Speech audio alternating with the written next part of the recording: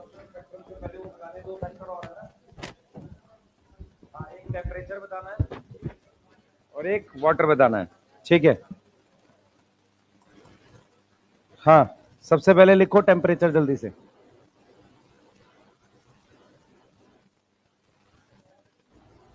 पुराना छोड़ दो जो बचा है, आज नया चैप्टर चालू होगा है।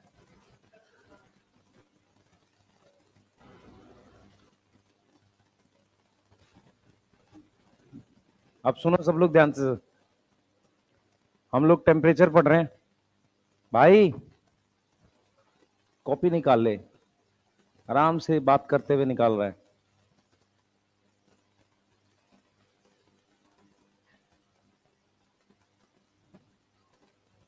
बैठो जल्दी।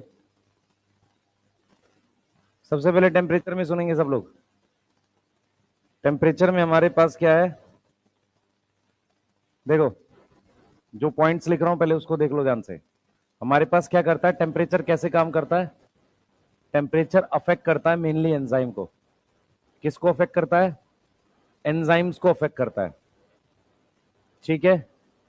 लाइट और डार्क रिएक्शन दोनों में एंजाइम होते हैं। लाइट एंड डार्क रिएक्शन दोनों में क्या होते हैं, एंजाइम प्रेजेंट होते हैं। Both have enzyme. ज्यादा एंजाइम किसमें होते हैं, डार्क में। मोर एंजाइम किसमें है, डार्क में। तो ज्यादा इफेक्ट किसको पड़ेगा, डार्क रिएक्शन को। याद रखो टेम्परेचर जो है वो मेनली किसको अफेक्ट करता है, एंजाइम को। तो टेम्परेचर का ज्यादा इफेक्ट, टेम्परेचर का मोर इफेक्ट किस पर है, इफेक्ट ऑन डार्क रिएक्शन। मैं कह रहा हूं ज्यादा एंजाइम डार्क में, तो यहां तक समझ में आ रही है। दूसरा, हमारे पास C3 और C4 प्लांट, उनका टेम्परेचर ऑप्टिमम अलग अलग है? क्या है, कौन बताएगा। टेम्परेचर ऑप्टिमम क्या है, डिफरेंट है। कैसे अलग है, C3 का क्या है, C3 का है 20 से 25 डिग्री सेल्सियस, है ना। और C4 का क्या है, कितना है, 30 से 40 डिग्री सेल्सियस। अब सुनो ध्यान से मैं क्या बोल रहा हूं बेटा। एनसीईआरटी लिखती है कि टेम्परेचर ऑप्टिमम दो चीजों पे डिपेंड करता है। टेम्परेचर ऑप्टिमम डिपेंड ऑन सबसे पहले ए टाइप ऑफ प्लांट, दूसरा हैबिटाट, मतलब किस कंडीशन में वो प्लांट है। अब सुनेंगे जो बोर्ड पे लिखा है, समझा रहा हूं। देखो आपको क्या ध्यान रखना है कि टेम्परेचर का इफेक्ट रेट ऑफ फोटोसिंथेसिस पे किसके थ्रू होता है, एंजाइम के थ्रू। लाइट और डार्क रिएक्शन दोनों में एंजाइम होते हैं। ज्यादा एंजाइम किस में प्रेजेंट होता है, डार्क रिएक्शन में। तो ज्यादा इफेक्ट किस पे पड़ेगा, डार्क रिएक्शन में, ठीक है। हमारे पास ऑप्टिमम टेम्परेचर अलग अलग है, C3 का अलग है, C4 का अलग है। तो टेम्परेचर जो ऑप्टिमम है, या हम बोल सकते हैं कि अलग, जैसे हम ये बोल सकते हैं कि अलग अलग प्लांट जो है, कि प्लांट कौन सा टेम्परेचर टॉलरेट करेगा। प्लांट कौन सा क्या करेगा, टेम्परेचर क्या करेगा, टॉलरेट करेगा। टॉलरेट मतलब सहेगा। ये डिपेंड करता है एक तो प्लांट कौन सा है, कि C3 है या C4 है। दूसरा, उसको किस कंडीशन में रखा गया। कई बार क्या होता है, कुछ C3 के प्लांट मुश्किल कंडीशन में रखते हैं तो वो भी थोड़ा ज्यादा टेम्परेचर टॉलरेट कर लेते हैं। समझो इस बात को। तो हम यहां पर क्या बता रहे हैं, हम बता रहे हैं किसका इफेक्ट, टेम्परेचर का। रिपीट कर देता हूं, टेम्परेचर हमेशा एंजाइम को अफेक्ट करेगा। टेम्परेचर और एंजाइम का ग्राफ कैसा बनता है, कौन बताएगा। ऐसे, हाँ ऐसे, ऐसे या ऐसे, ऐसे वाला बनता है, ठीक है। कैसा बनता है, ऐसा ग्राफ बनता है, ठीक है। अब हम बात करते हैं पानी की। हाँ, अब हम बात करेंगे पानी की। सबसे पहले सुन लो ध्यान से, पानी फोटोसिंथेसिस में कहां चाहिए, कौन बताएगा। हाँ भाई, लेट कैसे आए। है? क्या हो गया? किसको? है?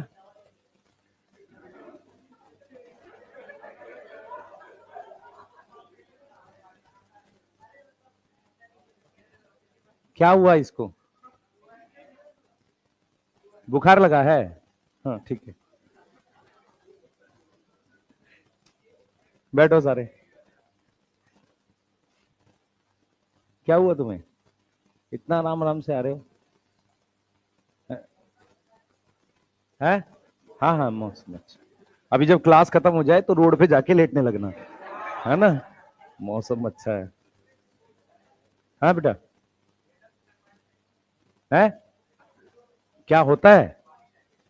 अब सुन लो ध्यान से, थाल सुन लो। पानी हमें कहाँ चाहिए? फोटोसिंथेसिस के लिए चाहिए होता है। पानी कहाँ चाहिए होता है? फोटोसिंथेसिस के लिए चाहिए। अब मैं जो बोलूंगा उसको सुनना ध्यान से। पानी हमारे पास कहाँ से भाई? मौसम अच्छा है।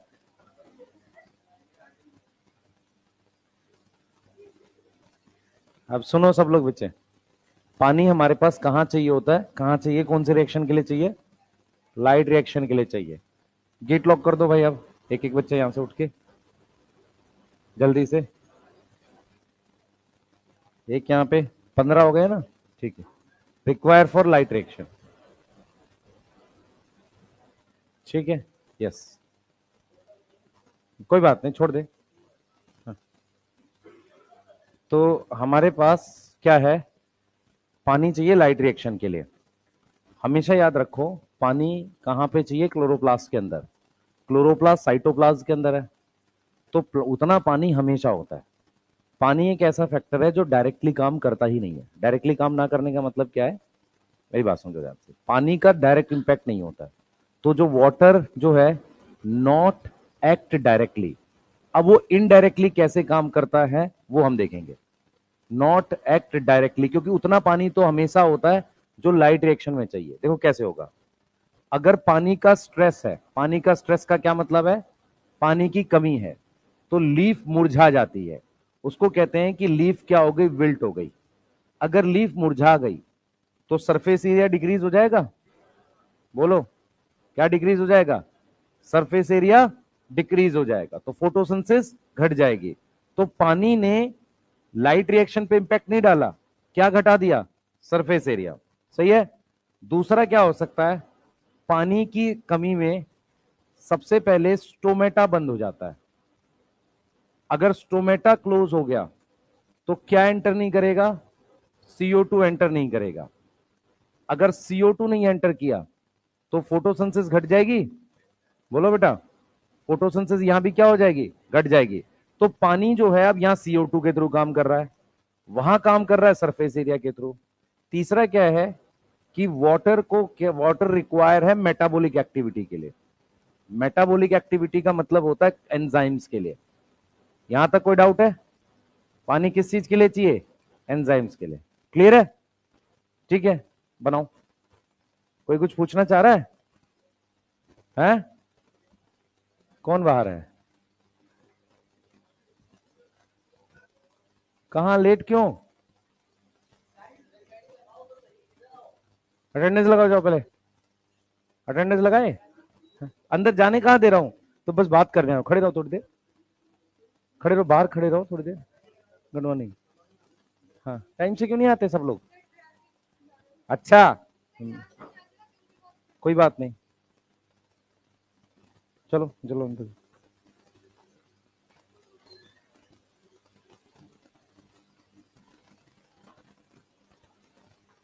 अगली बार से फाइन लेना शुरू करते हैं, है ना? हाँ। नहीं नहीं नहीं, पैसे मैं रखूंगा, तू क्यों रखेगा भाई? है ना? फाइन लेंगे। जो जितने मिनट लेट उतने पैसे देगा। ठीक है। हाँ, 1 मिनट लेट है, 5 रुपए से शुरू करेंगे। 15 मिनट का 15 रुपए है। पहले आ जाएगा उससे भी ले लेंगे। ठीक है। हाँ। है? ऑनलाइन UPI है ना? हाँ ठीक है, मैं भी स्कैनर लगाऊंगा यहाँ पे। हाँ। एक तुम्हारे लिए एक खराब खबर है, ठीक है? खराब खबर नहीं है। आ, अभी एमडी सर थोड़ा सा टाइम लगेगा, तो हो सकता है बायोमोलिक्यूल फिर मैं पढ़ाऊँ, ठीक है ना? ये चांसेस हैं, अभी श्योर नहीं है। नहीं, बात अच्छी नहीं है यार, उनको तभी ठीक नहीं हो रहा है। कल मेरी रात में बात हुई उनसे काफी देर तक, तो अभी भी उनको कुछ मतलब हाथ में पेन बहुत ज्यादा है। वो किसी तरीके से रिकॉर्ड कर रहे हैं, क्लास ले रहे हैं, पर पेन ज्यादा उनको है ना। तो देखते हैं जैसा भी रहेगा। पहले ये करेंगे प्लांट ग्रोथ डेवलपमेंट एनाटॉमी, उसके बाद लास्ट में, ठीक है? तो मोस्ट प्रोबेबली हम लोग शायद नवंबर के लास्ट में कर रहे होंगे बायोमोलिक्यूल, अभी नहीं। अभी तो हम पहले ये सारे टॉपिक्स करेंगे, ठीक है? हाँ, क्लियर। टोटल 4 बैच में कराना है बायोमोलिक्यूल। एक इसमें ऑफलाइन में, एक कराना है मंथन नीट में, एक कराना है यूट्यूब पे, और एक कराना है मंजिल में। तो उसमें से दो या है कंप्रेस किया है पढ़ाई करें यहीं पे। असल में उस तरीके से देखेंगे, पर आप लोग को एक चीज और है बेटा, सुनो सब लोग। कुछ टेस्ट प्लान कर लेते हैं दिवाली के टाइम पे, और वो टेस्ट देने हैं आपने, है ना? अभी नहीं, अभी उसको बनाया है नहीं है। वो करेंगे उसको, है ना? ये दिवाली के बीच में लगा देंगे। ऐप पे लगवा दें टेस्ट, है? दोगे ऐप पे? मैं एक बार आज बात कर लेता हूँ। उससे क्या होगा, कम से कम रिजल्ट आएगा, आपका पता चलेगा कि आपने दिया है कि नहीं। नहीं तो दोगे हो नहीं तुम, है ना भाई? कितना पैसा है कुछ? आईफोन रखा हुआ है भाई? सुनो, अगली बार से पैसा लगेगा लेट आने का, ठीक है? तुम एक कुछ मत किया करो, एक पूरी क्लास ही गायब कर दिया करो, ठीक है? उसके 90 रुपए लगेंगे, है ना, मिनट के हिसाब से। गधा सब। लिखो जल्दी। नेक्स्ट लिख लो, जिन्होंने लिख लिया वो पढ़ तो लो उसको, पानी और बैठे हुए आराम से, कहानी सुन रहे हैं। पानी और वो पढ़ो। हाँ, अब कल तुमने जाके CO2 भी नहीं पढ़ा है। पानी और टेम्परेचर पढ़ो। पेपर अपनी जगह ही होने वाला है, खुश ना हो किसी बात पे। उसी दिन होगा पेपर, 4 मई को। जल्दी करो।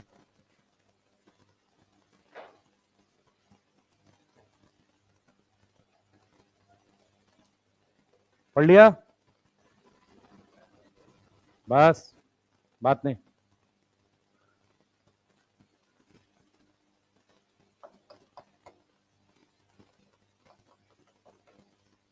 चलो जल्दी करो।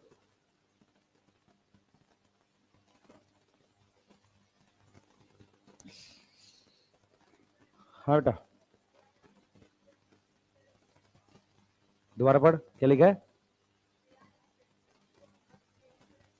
मच लेसर एक्सेंट, क्या मतलब हुआ? हिंदी का मतलब है वो तो। लिखा हुआ है लाइट रिएक्शन में एंजाइम कम है, तो उसको इफेक्ट कम पड़ेगा। किसको इफेक्ट कम पड़ेगा टेम्परेचर का, लाइट को या डार्क को? पूरी लाइन पढ़ उसके ऊपर की, लाइन पढ़ क्या लिखी हुई है। हाँ, लाइट रिएक्शन लिखा हुआ है ना, कि एंजाइम किस में कम है? लाइट रिएक्शन में। तो इफेक्ट किस पे कम पड़ेगा? तो मच लेसर एक्सटेंट मतलब, एक्सटेंट मतलब कितना, लेसर मतलब कम, सही है? इफेक्ट किस पे कम पड़ेगा? लाइट पर, ये लिखा हुआ है। हाँ बच्चे। भाई तू नीचे मुंह करके बोलेगा तो मुझे सुनाई कैसे देगा? हाँ, C3 C4 दोनों रिस्पॉन्ड करते हैं। C4 का ऑप्टिमम ज्यादा है ना, ऑप्टिमम ज्यादा है तो हाइयर टेम्परेचर पर रिस्पॉन्ड कर रहा है ना।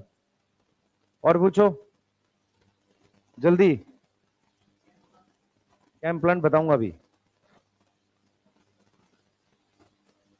हाँ,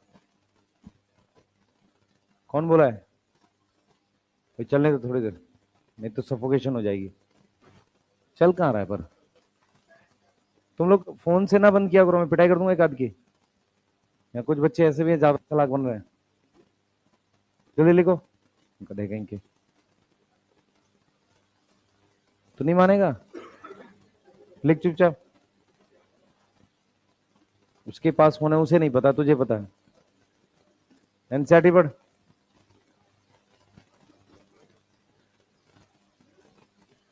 हाँ नहीं, कैसे गधे टाइप के हैं। जल्दी एनसीईआरटी पढ़ना भाई।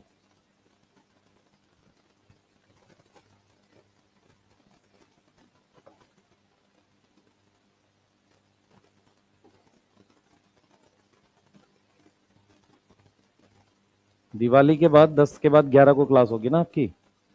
11 से है ना क्लास, मंडे। अब कैसे ऑफलाइन कराएंगे संडे को? अगले संडे जो छठ के बीच में है, जस्ट छठ के बाद। और जो यहाँ पे आदमी काम करता होगा उसको क्या बोले? 10 को टेस्ट है ही ना, तो फिर क्या दिक्कत है? मुझे नहीं पता भाई।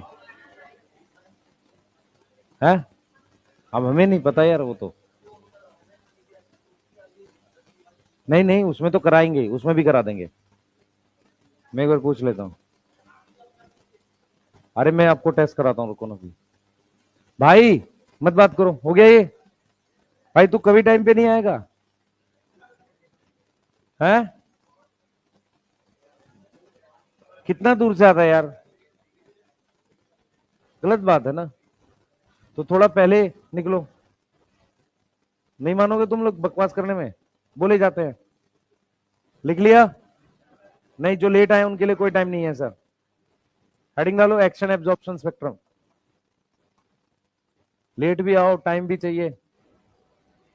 ये देखो एक और आ रहा है, आराम से ट्राई करूंगा। हेडिंग डालो, लाइन पढ़ बेटा। हेडिंग डालो, एक्शन एब्जॉर्प्शन। क्या लिखा है? C4 प्लांट की ज्यादा टेम्परेचर ऑप्टिमम है ना। ट्रॉपिकल कौन से प्लांट होते हैं? इक्वेटर के पास। तो जो इक्वेटर के पास, हमने क्या लिखा है? हमने लिखा है कि टेम्परेचर को टॉलरेट करने की क्षमता एक तो C4 में ज्यादा है, दूसरा ट्रॉपिकल कंडीशन में। ट्रॉपिकल कंडीशन कौन सी होती है? इक्वेटर के पास। समझ में आया? तो वहां पर ज्यादा टॉलरेशन आती है टेम्परेचर की। ठीक है, चलिए हेडिंग डालिए, एक्शन एब्जॉर्प्शन स्पेक्ट्रम। सबसे पहले ये देखेंगे जरा बेटा, सबसे पहले हम लोग जो ड्रॉ कर रहे हैं उसको एब्जॉर्प्शन स्पेक्ट्रम कह रहे हैं। हम जो यहां पे ड्रॉ कर रहे हैं उसको हम एब्जॉर्प्शन स्पेक्ट्रम कह रहे हैं। हम कैसे जा रहे हैं, सुनो ध्यान से। सबसे पहले हम क्या लेंगे? एक लीफ लेंगे, ठीक है। उस लीफ को क्रश कर लेते हैं। ये लीफ है मेरे पास, उस लीफ को हमने क्रश कर लिया है मोटार पेस्टल में। यहां पर इस तरीके से क्रश कर लिया है। यहां पर लीफ को पीस लिया है, ठीक है।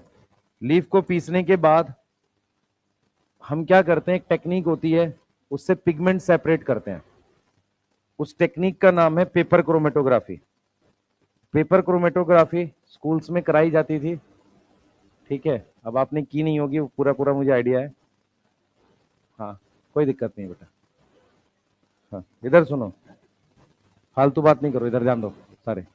ये कुछ लिक्विड लिया हुआ है, यहां पे एक थ्रेड बांधा हुआ होता है, ठीक है। इस डायग्राम की कोई वैल्यू नहीं है, कोई क्वेश्चन नहीं आएगा, सिर्फ समझाने के लिए बता रहा हूं। सिंपल लिखो इसको, पेपर क्रोमेटोग्राफी। पेपर क्रोमेटोग्राफी में क्या होता है, एक पेपर लगा लेते हैं ऐसे, इस तरीके से। यहां से पिगमेंट, ये मोटर पेस्टल क्या करता है, यहां पे कुछ मत लिखो, ये भी मत लिखो, आप सीधे लिखो यहां पर मिक्सचर ऑफ पिगमेंट है। किसका मिक्सचर है? किसका मिक्सचर है? पिगमेंट का। हमने पीस लिया है तो मिक्सचर आ गया पिगमेंट का। अब हमने वो पिगमेंट यहां लगा दिया। अब क्या होगा, एक लिक्विड होता है जो नीचे ये है, ये ऊपर चढ़ना चालू कर देता है ऐसे। इस पेपर पे, ये पेपर है, ठीक है। इस पेपर पे, फिल्टर पेपर जैसा होता है, इस पेपर पे लिक्विड ऊपर चढ़ना चालू कर देता है।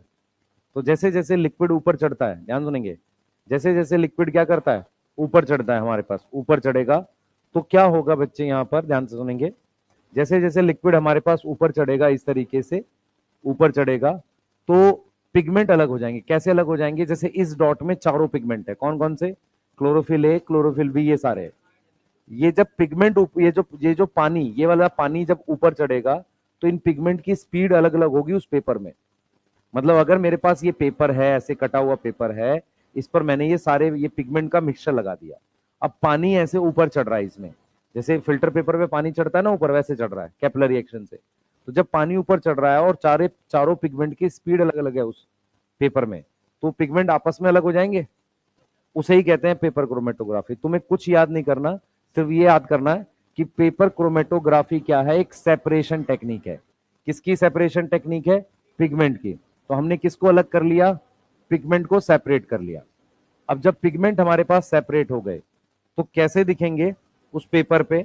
ये पिगमेंट मुझे अलग अलग दिखने लगेंगे। क्लोरोफिल ए मान लो यहां दिख रहा है, क्लोरोफिल बी थोड़ा ऊपर चला गया, कैरोटीन हो सकता है यहां दिखने लगे मुझे, जेंथोफिल थोड़ा ऊपर दिखने लगे, तो पिगमेंट ऐसे अलग हो जाएंगे। अब कागज के उस टुकड़े को काट कर जिसमें वो पिगमेंट है, मैं किसी चीज में घोल दूंगा तो पिगमेंट उस लिक्विड में आ जाएगा। तो मेरे पास 4 टेस्ट ट्यूब आ गई, चारों में मेरे पास क्या आ गए? पिगमेंट्स अलग अलग कर लिए मैंने। चारों टेस्ट ट्यूब में मेरे पास पिगमेंट्स अलग अलग है। ये वाली टेस्ट ट्यूब है क्लोरोफिल ए की, ये वाली टेस्ट ट्यूब है क्लोरोफिल बी की, ये वाली टेस्ट ट्यूब क्या है? कैरोटीन की, और ये वाली टेस्ट ट्यूब क्या है? जेंथोफिल की। मेरी बात समझो ध्यान से। मैंने क्या किया है, सिंपल सा याद रखो, पेपर क्रोमेटोग्राफी पिगमेंट सेपरेट करने की एक टेक्निक है। उसकी वजह से मैंने ये चारों पिगमेंट अलग अलग टेस्ट ट्यूब में सेपरेट कर लिए। पहले उसको पेपर पे अलग किया, उस पेपर के टुकड़े को काट लिया और घोल दिया, तो वो उस लिक्विड में पिगमेंट आ गया। और पेपर में क्यों अलग हो गए, मैं फिर रिपीट कर रहा हूं, उन चारों पिगमेंट की पेपर में दौड़ने की स्पीड अलग अलग थी। पहले वो सारे साथ थे, जब अलग अलग गति से दौड़ेंगे तो आगे पीछे हो जाएंगे, उस वजह से वो क्या हो गए? सेपरेट हो गए। अब मैं क्या करूंगा, यहां से व्हाइट लाइट डालूंगा, इधर से व्हाइट लाइट डालूंगा और यहां से लाइट निकलेगी, तो कुछ लाइट ये एब्जॉर्ब कर लेगा। मान लो यहां पे मैंने क्या की, जो भी लाइट डाली, यहां से मैंने क्या करी, लाइट डाली, ध्यान सुनेंगे, यहां से मैंने एक लाइट डाली, तो जो यहां से लाइट बाहर आएगी वो कौन सी बाहर आएगी? जो एब्जॉर्ब नहीं हुई। मेरी बात समझ में आ रही है? बाकी अंदर एब्जॉर्ब हो गई, तो लाइट जो बाहर आएगी वो कौन सी होगी? जो एब्जॉर्ब नहीं हुई। बाकी तो जो एब्जॉर्ब हो गई वो अंदर रह गई। ठीक है, इसको लेकर मैं ग्राफ प्लॉट करूंगा ऐसे। इस ग्राफ को हम नाम देते हैं एब्जॉर्प्शन स्पेक्ट्रम। तो एब्जॉर्प्शन स्पेक्ट्रम का जो ग्राफ है उसमें हम बेसिकली क्या करते हैं, यहां पे लिखते हैं वेवलेंथ, यहां पर क्या लिखते हैं? वेवलेंथ। और यहां पर क्या लिखते हैं? Amount of absorption. कौन सी वेवलेंथ किसने एब्जॉर्ब करी? किसने एब्जॉर्ब करी? पिगमेंट ने। ये बात समझ में आ रही है? कौन सी वेवलेंथ पिगमेंट ने एब्जॉर्ब करी उसको हम यहां पर लिखते हैं। तो यहां पर हम क्या लिख रहे हैं? अमाउंट ऑफ क्या लिख रहे हैं? एब्जॉर्प्शन। क्या लिख रहे हैं? एब्जॉर्प्शन। मैं फिर रिपीट कर रहा हूं, मैं लाइट यहां डालूंगा तो कुछ वेवलेंथ एब्जॉर्ब हो जाएगी, जो बाहर निकलेगी वो आएगी जो एब्जॉर्ब नहीं हुई। ठीक है, हमारे पास इंस्ट्रूमेंट होते हैं उसके, जो आसानी से नाप लेते हैं कौन सी वेवलेंथ बाहर आई। अब हम जो ग्राफ प्लॉट करेंगे, ये ग्राफ हमारे पास इस तरीके का ग्राफ हमें क्लोरोफिल ए का दिखेगा, इस तरह का ग्राफ हमें क्लोरोफिल बी का दिखेगा, और यहां पर बीच में मुझे कैरोटिनॉइड का दिखेगा। तो इससे मुझे क्या पता चल रहा है? ये वाला ग्राफ जो है मेरे पास क्लोरोफिल ए का है, ये वाला क्लोरोफिल बी का है, और ये वाला क्या है? कैरोटिनॉइड का है। तो हमें जो बातें पता चल रही है वो ये पता चल रही है कि chlorophyll a and chlorophyll b जो एब्जॉर्ब करता है, एब्जॉर्प्शन कहां पर ज्यादा है? ब्लू एंड रेड रीजन में। मेरी बात समझ में आ रही है? यहां पर अगर आप विबग्योर लिखोगे तो यहां ब्लू आएगा, और यहां पर आपके पास क्या आएगा? रेड। तो ब्लू और रेड रीजन में क्लोरोफिल बी और ए का एब्जॉर्प्शन ज्यादा है। जो बीच वाला हिस्सा है उसमें कौन ज्यादा एब्जॉर्ब कर रहा है? कैरोटिनॉइड, मतलब कैरोटीन जेंथोफिल। तो carotene xanthophyll, carotene and xanthophyll कौन सी वेवलेंथ एब्जॉर्ब कर रहा है other than blue and red? कौन सी एब्जॉर्ब कर रहा है? Absorb other than blue and red. ठीक है, ब्लू और रेड के अलावा एब्जॉर्ब कर रहा है। मैं क्या चाहूंगा कि इनके कलर भी याद करें, तो कलर ऐसे याद करना आपने ताकि आपको आसानी रहे। आप ऐसे लिख लो विबग्योर, तो क्लोरोफिल ए का कलर याद करने के लिए इन दोनों को साथ याद करो। ब्लू ग्रीन जो होता है वो किसका कलर होता है? क्लोरोफिल ए का। ऐसे ही ग्रीन येलो किसका कलर होता है, सॉरी ब्लू ग्रीन, क्या गया, कुछ गड़बड़ है क्या, क्या हो गया, कुछ गड़बड़ लग रही है, अरे रुक जाओ यार, मैं गड़बड़ क्यों लग रही है, आप ठीक है, देखो इधर बेटा, हमारे पास ध्यान दो, हमारे पास ब्लूइश ग्रीन जो होता है, ब्लू ग्रीन किसका है, इसका, ग्रीन येलो किसका है, बी का, येलो किसका है, कैरोटीन का, और येलो ऑरेंज किसका है, नहीं, यस, ये किसका है कलर, क्लोरोफिल ए का, ये किसका है, बी का, येलो होता है जेंथोफिल, यस, और कैरोटीन का कलर क्या आ रहा है, येलो से येलो ऑरेंज। इस तरीके से अगर आप याद करोगे तो एग्जाम में याद रहेगा, नहीं तो याद नहीं आएगा कि क्लोरोफिल ए ब्लू ग्रीन था कि ये था। आप विबग्योर लिख लो, बीजी ब्लू ग्रीन क्लोरोफिल ए, फिर जी वाई क्लोरोफिल, दोनों में ग्रीन है, पर इसका ग्रीन ब्लू ब्लू में जा रहा है और इसका ग्रीन थोड़ा येलो में जा रहा है, फिर येलो आ जाएगा कौन, xanthophyll, yellow to yellow orange या येलो ऑरेंज टू ऑरेंज किस में आ जाएगा, कैरोटीन में आ जाएगा। समझ में आ रहा है, ऐसे कलर याद करने। एब्जॉर्प्शन स्पेक्ट्रम होता क्या है, एक ग्राफ है कि कौन से पिगमेंट ने कौन सा वेवलेंथ एब्जॉर्ब किया। यहां तक ठीक है, नोट करिए। हाँ, वो जेंथोफिल है ना, पर यहां नहीं है, हायर प्लांट चैप्टर का नाम क्या है, यहां क्यों पढ़े हम, ठीक है लिखो, जल्दी करो, बात नहीं करो भाई।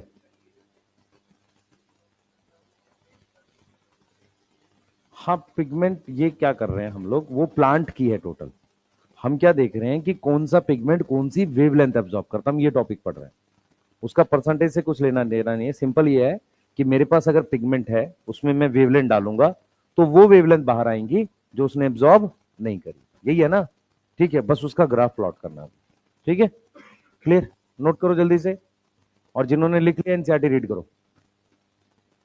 ये पहला ग्राफ है जिसको हम एब्जॉर्प्शन स्पेक्ट्रम कहते हैं, दूसरा ग्राफ हमने पहले भी बताया हुआ है, क्या नाम था उसका, एक्शन स्पेक्ट्रम। पहला एक्शन स्पेक्ट्रम किसने बनाया, टी डब्ल्यू एंगलमैन ने, ठीक है, सही, जल्दी करो।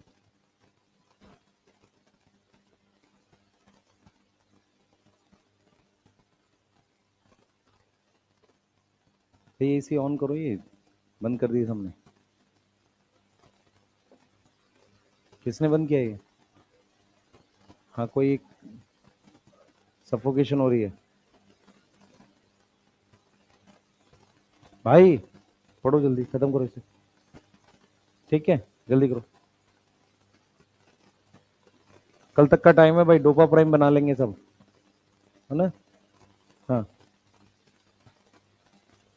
उसी चक्कर में लेट हो गया, तो अच्छी बात है, तो मत सो, क्या करोगे सो के, हाँ,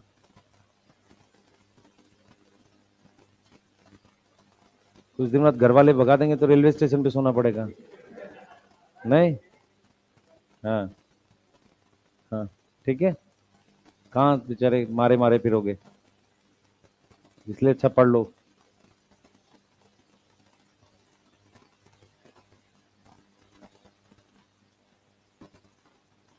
कोई ऐसा तो नहीं है बोलना शुरू कर दिया, अब एम्स तो हो ही गया, अब उसके आगे की सोच रहे हैं, कोई ऐसा चमत्कारी बच्चा हो,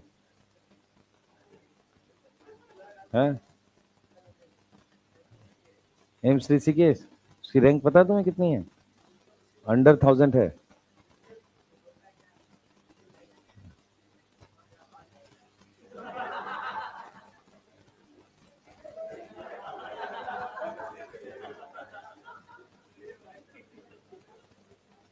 800, 800 कुछ रैंक पे मिलेगा, 800 कुछ रैंक के लिए चाहिए 700 के ऊपर नंबर, दिक्कत यह है कि दो टेस्ट मिला के 700 नहीं आ रहा है,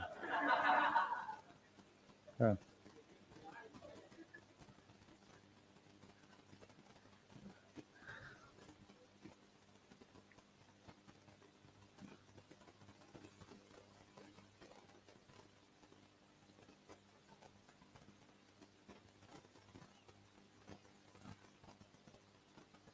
जल्दी करो बेटा।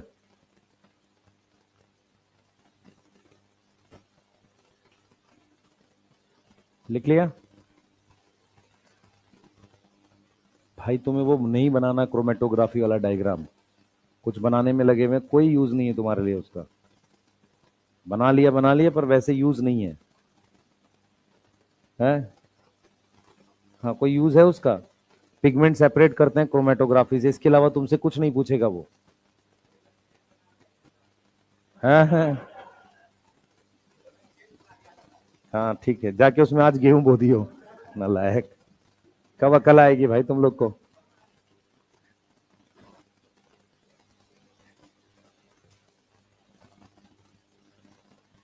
हो गया? लिख लिया?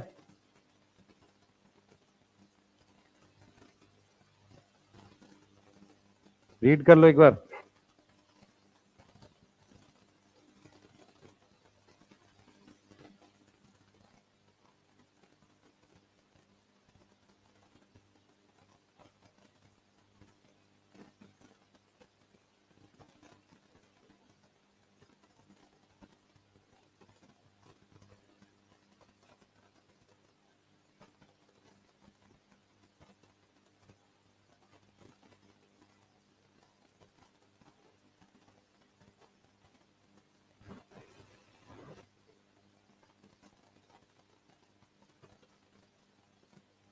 हो गया भाई?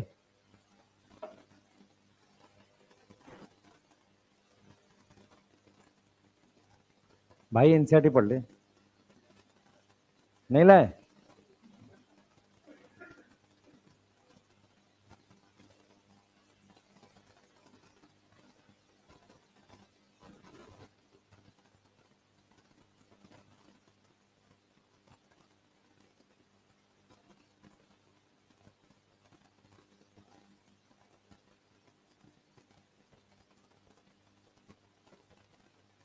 लिख लो जल्दी से।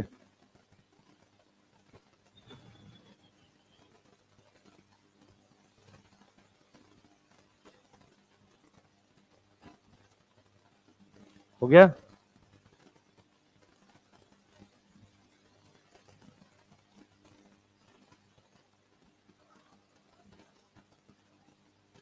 एनसीईआरटी पढ़। लिख लिया? पहले अभी बात करेगा।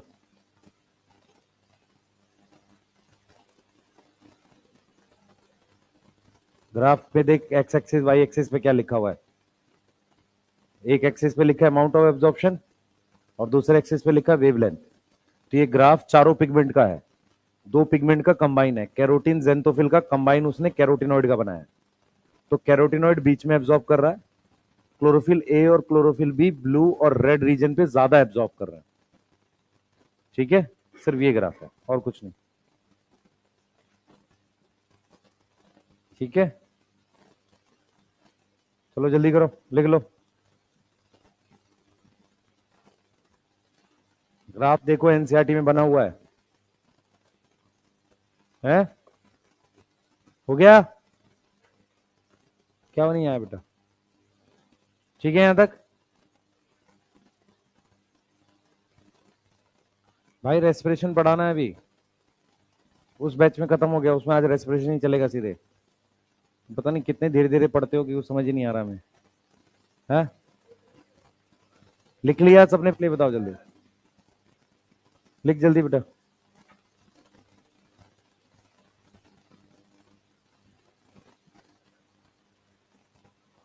चलो हेडिंग डालो, एक्शन स्पेक्ट्रम। हेडिंग डालो action spectrum. Action spectrum, action क्या होता है? एक्शन क्या होता है? फोटोसिंथेसिस। एक्शन का मतलब है फोटोसिंथेसिस। फोटोसिंथेसिस को कैसे मेजर करते हैं? मेजर बाय किससे? अमाउंट ऑफ O2 से। किससे मेजर करते हैं? अमाउंट ऑफ O2 से। ठीक है, ऑक्सीजन रिलीज से हम लोग मेजर करते हैं, क्लियर है? तो उसे हम क्या बोल रहे हैं? एक्शन स्पेक्ट्रम बोल रहे हैं। क्या बोल रहे हैं हम उसे? एक्शन स्पेक्ट्रम बोल रहे हैं। मेरी बात समझ में आ रही है? अमाउंट O2 से मेजर करते हैं एक्शन स्पेक्ट्रम में। तो देखो हम क्या ग्राफ बनाते हैं, बोर्ड पे ध्यान रखेंगे सारे बच्चे। हमने ये ग्राफ बना दिया, फोकस रखो सारे।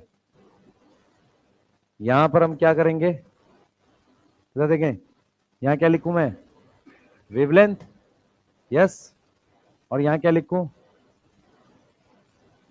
Amount of O2। मैं ये जो एक्शन बना रहा हूं, ये बना रहा हूं क्लोरोफिल ए का, ऐसे। किसका बना रहा हूं, क्लोरोफिल ए का। ये क्लोरोफिल ए का है।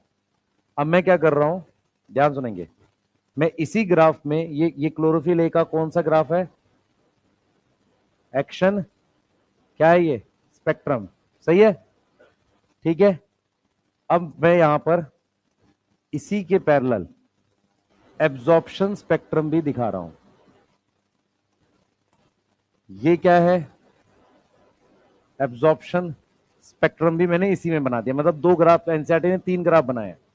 पहले ग्राफ में एक्शन बनाया, दूसरे में एब्जॉर्प्शन बनाया, और तीसरे में एक्शन एब्जॉर्प्शन मिलाकर एक सिंगल ग्राफ बनाया। चेक करो एनसीईआरटी, पहले ग्राफ में एब्जॉर्प्शन बनाया है, दूसरे ग्राफ में एक्शन बनाया है, और तीसरे ग्राफ में एब्जॉर्प्शन और एक्शन दोनों को मिला के सिंगल ग्राफ बना दिया है।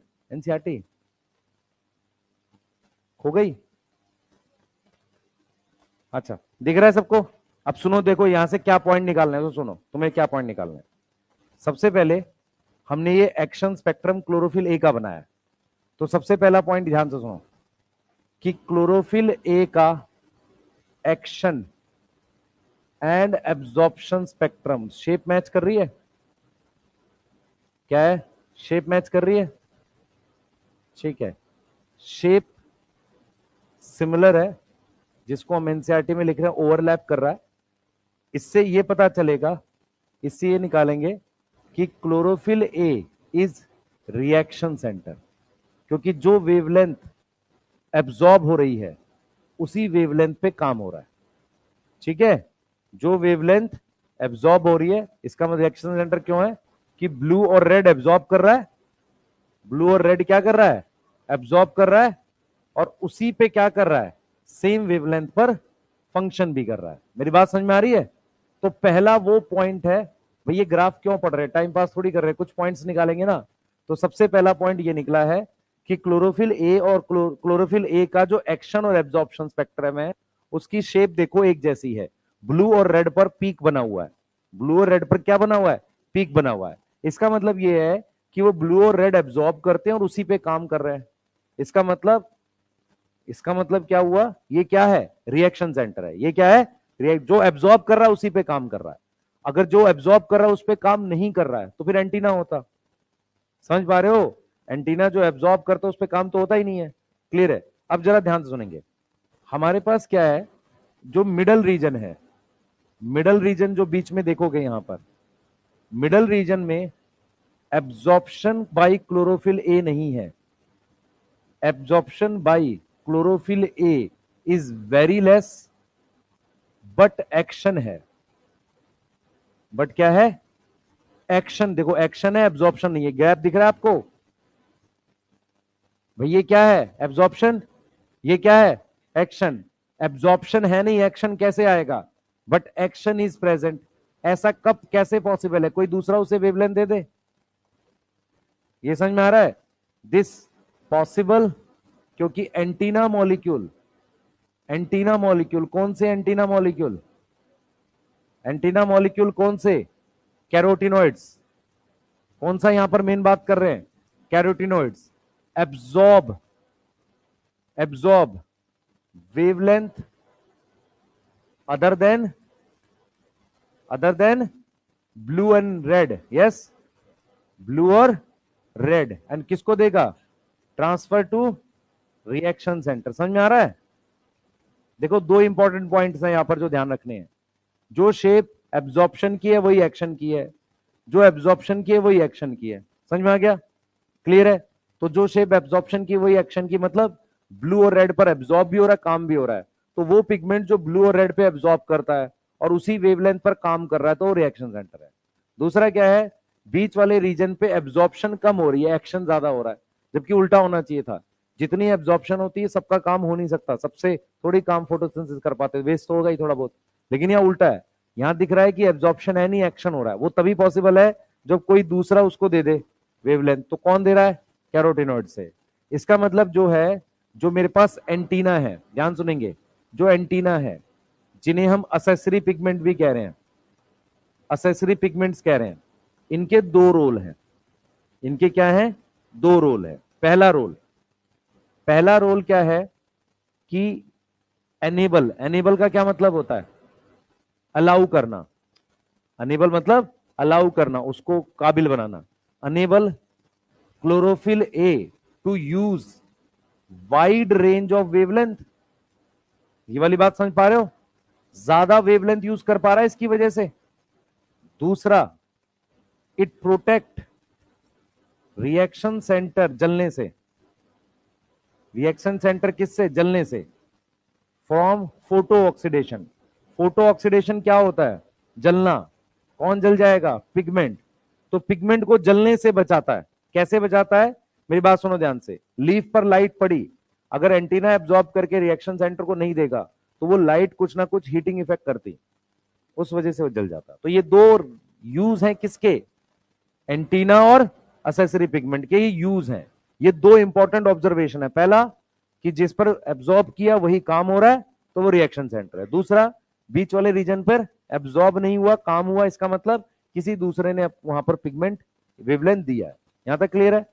ठीक है, इस पे कोई डाउट नहीं पूछा जाएगा, इसको बना लो। रीजन, इस पे क्वेश्चन बहुत ही सिंपल आएगा, उल्टे सीधे डाउट पूछेगा उसका कोई लॉजिक नहीं बनेगा। ठीक है, लिखो पहले चुपचाप। ऑब्जर्वेशन समझ आनी चाहिए, इसके अलावा कोई एंटरटेनमेंट नहीं यहाँ पे, क्योंकि तुम्हें पता ही नहीं है डाउट क्या पूछना है इसमें, इसलिए नहीं पूछो, अच्छा रहेगा। क्योंकि मैं पूछूंगा फिर तुम्हें बताना पड़ेगा मुझे, और मैं बताने नहीं चाह रहा वो चीज। ठीक है, इतना देर पढ़ लिया, किसी को ये समझ नहीं आया कि क्लोरोफिल ए, सर आपने डे 1 पे पढ़ाया था कि पिगमेंट एक वेवलेंथ एब्जॉर्ब करता है। क्लोरोफिल ए ब्लू भी कर रहा है, रेड भी कर रहा है, ऐसे कैसे पॉसिबल है? एक पिगमेंट सिंगल वेवलेंथ एब्जॉर्ब करता है, पूरे फोटो सिस्टम में एक क्लोरोफिल ए होता है, तो ब्लू और रेड दोनों कैसे एब्जॉर्ब कर रहा है?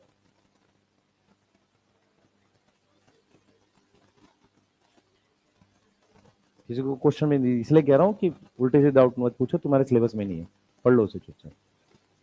है आंसर क्या होगा? फॉस्फोरेसेंस और फ्लोरेसेंस।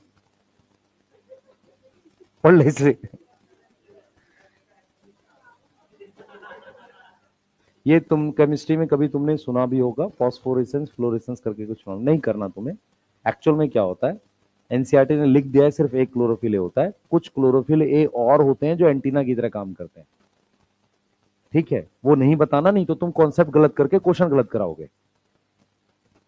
नहीं करना तुम्हें, इसलिए कह रहा हूं इस टॉपिक को चुपचाप बना। इस टॉपिक की पूरी एक्सप्लेनेशन बिना उसको बताए नहीं आएगी। तो इतने ही जो ऑब्जर्वेशन है ये समझ में आ गई है, इसी के आसपास एनसीईआरटी रीड करो, आपको समझ में आ जाएगा।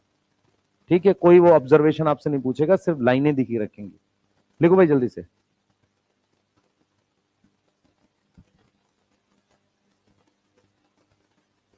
ये सब उससे रिलेटेड है जो एमिशन स्पेक्ट्रम वगैरह होता है ना, कहाँ होता है? हाइड्रोजन का कुछ होता है ना, फिर तुम सीरीज बनाते हो, बालमन सीरीज। हाँ हाँ हाँ हाँ, बस बस बहुत बढ़िया, अब लिख लो इसे। हाँ, तुम्हारे लिए एटॉमिक स्ट्रक्चर वहां से, एक्चुअल में एटॉमिक स्ट्रक्चर स्टार्ट ही वहां से होता है जहां ये सब टॉपिक आते हैं, वहां से तुम्हें समझ आना बंद हो जाता है ना? हाँ हाँ, अभी आएंगे सर्वे सर कराएंगे। बीएन सर करने सर्वे सर, मेरे ख्याल से ये वाला जो आएगा 11 तारीख से आ जाएंगे वो। नहीं, केमिस्ट्री का भी नहीं पढ़ा था उसने तो अच्छा नहीं पढ़ाया, 2 चैप्टर पढ़ाए थे, फिर कहीं और काम मिल गया वही कर। मैं, हाँ, मैं जामिया से पढ़ा हूँ प्रॉपर, मतलब वहां पे तो ईद के टाइम पे प्रॉपर बंद रहता था। हाँ, प्रॉपर बंद रहता था। लिखो क्या चीज? रिएक्शन। बेटा वो क्या कर रहा है, वो जलने से बचा रहा है। क्यों? क्योंकि अगर सारी वेवलेंथ, मान ले सिर्फ रिएक्शन सेंटर एब्जॉर्ब करता है, एंटीना एब्जॉर्ब नहीं करता, तो क्या होता कि वो जो लाइट है वो किसी सरफेस पे पड़ के उसे हीटिंग इफेक्ट करती है, वो जल जाता रिएक्शन से। बस इतना याद रखना, ठीक है। एंटीना के जलने की टेंशन नहीं है हमें, टेंशन किसकी है? काम कौन कर रहा है हमारे लिए मेन? Reaction centre. तो हम किसको बचाएंगे, एंटीना को, रिएक्शन सेंटर को? 10-12 एंटीना कुर्बान हो जाए में कोई दिक्कत नहीं है, हमारा काम किससे है? रिएक्शन सेंटर से। इसलिए हम उसके रिस्पेक्ट में बात कर रहे हैं, ठीक है। जल्दी कर भाई, और कोई तूफान उफान आने वाला है शायद, कुछ है ना? है, हाँ ध्यान से जाया करो, वेट में एनसीईआरटी तीनों चारों ले आया करो बैग में, है ना? कहीं एक आध कोई उड़ जाए रोड पे से। सही है, हाँ एक्स्ट्रा रख लिया करो भाई। है, हाँ, या पत्थर उत्थर रख के ले आया करो, ईटा, ईटा बैग में रख लाओ। हाँ, वेट आ जाएगा थोड़ा सा, नहीं? हाँ,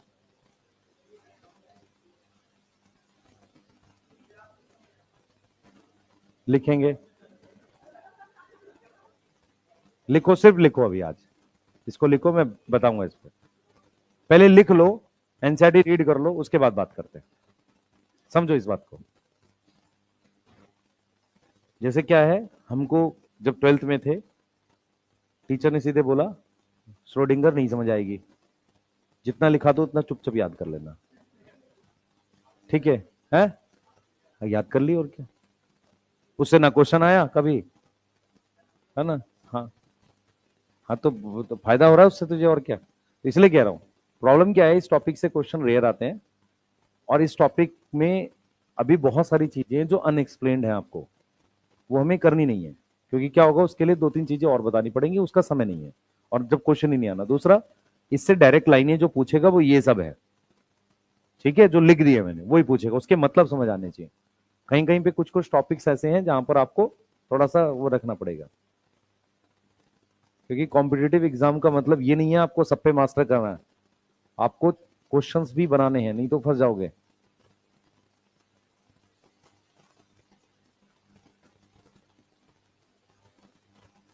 ठीक है,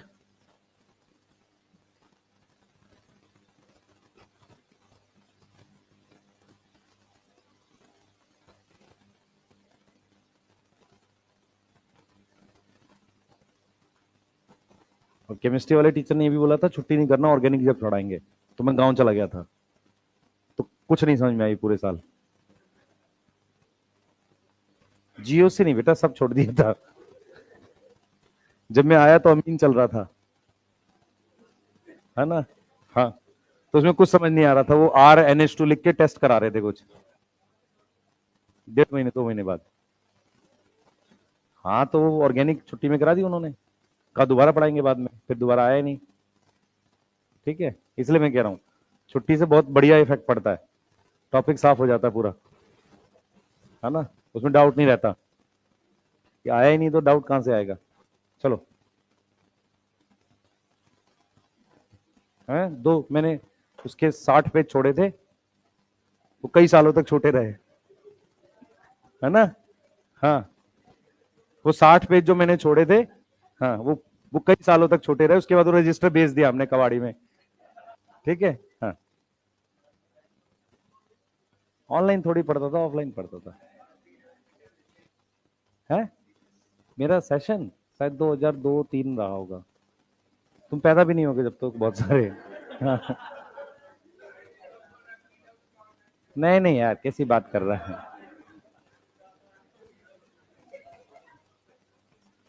पढ़ लो। है, तो क्या हो गया यार? तो क्या फर्क पड़ रहा है, मान लो उससे फर्क क्या पड़ जाएगा? है, चलो, चले नेक्स्ट पढ़ते हैं बेटा। नेक्स्ट कोई स्लाइड नहीं है, मैं इसके बाद सीधे कैम के लिए पॉइंट लिख रहा हूं, सुन लो ध्यान से। कैम प्लांट्स के लिए 1-2 पॉइंट्स याद रखना, उससे ज्यादा आपके लिए इंपॉर्टेंट नहीं है।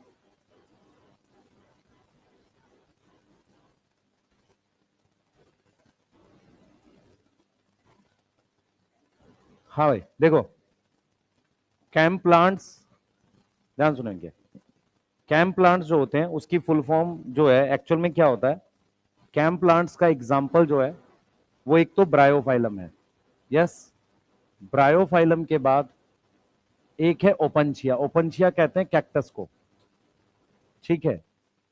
ओपनचिया और एलोय, एलोवेरा वगैरह, ये कुछ एग्जांपल है कैम प्लांट्स के, ठीक है। अब सुनना ध्यान से, कैम प्लांट में सी की फुल फॉर्म है क्रेस्युलेशियन। ये क्या होता है, एक प्रकार का एसिड होता है। फॉर एग्जांपल, मान लो किसी प्लांट में मैलिक एसिड मिला फर्स्ट टाइम, ठीक है, वो उस प्लांट का फीचर बन जाता है। उसी के नाम पर उसकी फैमिली का नाम भी है। जो ब्रायोफाइलम है, ब्रायोफाइलम में सबसे पहले ये पाथवे डिस्कवर हुआ था। ब्रायोफाइलम के अंदर एक केमिकल मिला था जिसका नाम है क्रेसुलेसियन एसिड, ठीक है, क्लियर है। तो उसी के नाम पर पाथवे का नाम रख दिया। इसका कुछ लेना देना नहीं है C3 C4 से, ऐसा जैसे उसमें नाम रखा, कैसे रखा है, 3 कार्बन का है तो C3, 4 कार्बन का तो C4। यहां नाम कैसे रखा था कि ब्रायोफाइलम के अंदर एक केमिकल मिला था क्रेसुलेसियन एसिड, ठीक है, वो इसी के अंदर मिलता है ब्रायोफाइलम के अंदर। उसके नाम पर फैमिली का नाम भी है क्रेसुलेसियाई करके, ब्रायोफाइलम की हमें पढ़नी नहीं है, तो उसी के नाम पर हमने कैम रख दिया। तो कैम की जो फुल फॉर्म है वो है क्रेसुलेशन एसिड मेटाबॉलिज्म, ये इसकी फुल फॉर्म है।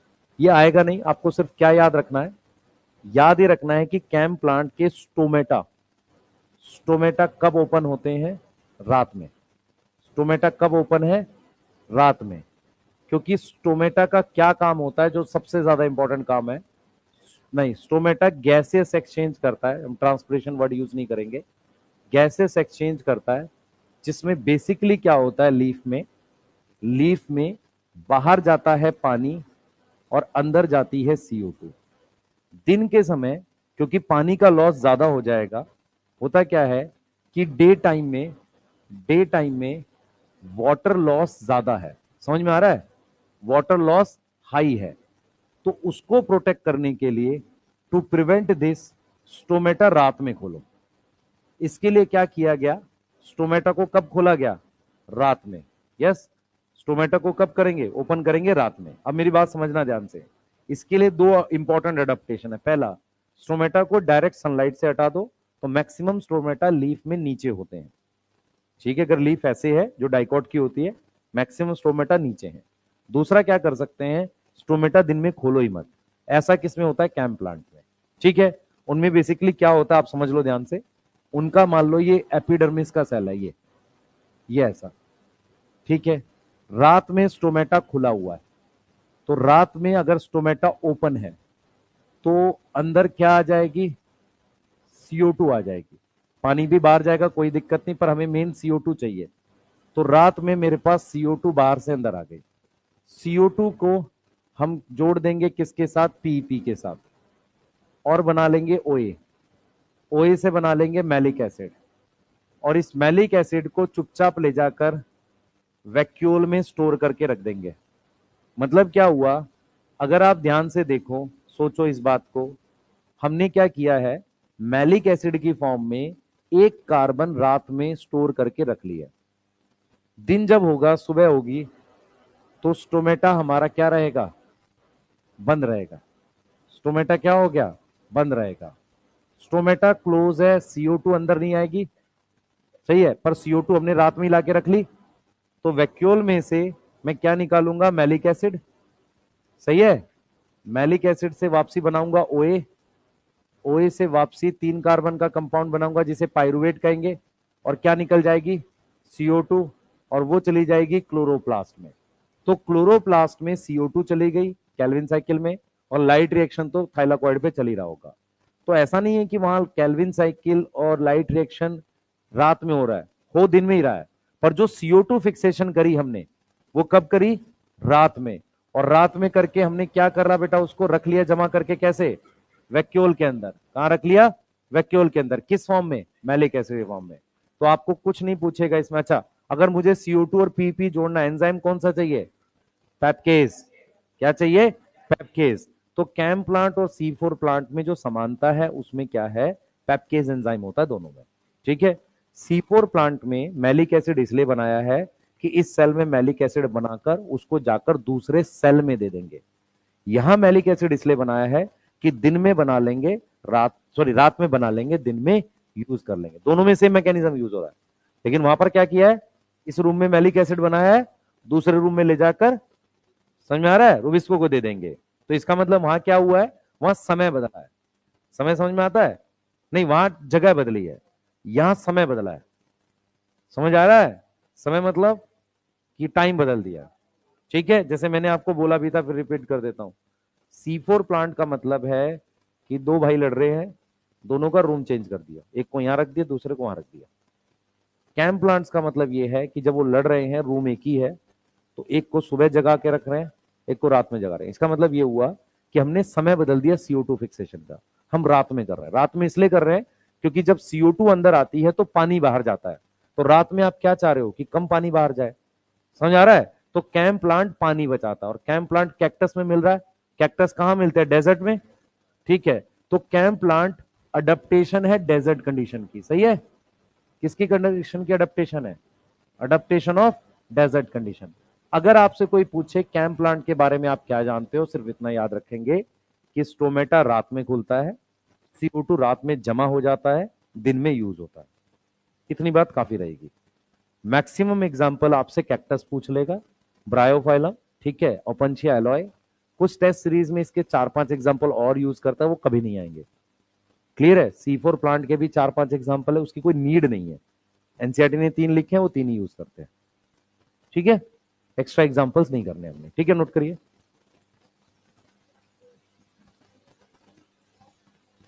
नहीं, एक्चुअल में मैलिक एसिड कम वो करता होगा। मैलिक एसिड जो है ना, मित्र को ऐसे समझाता हूं। अगर मान लो, हाँ भाई 1 मिनट रुके, वीक एसिड स्ट्रॉन्ग एसिड कौन आयनाइज होता है आसानी से, स्ट्रॉन्ग एसिड, ठीक होता है।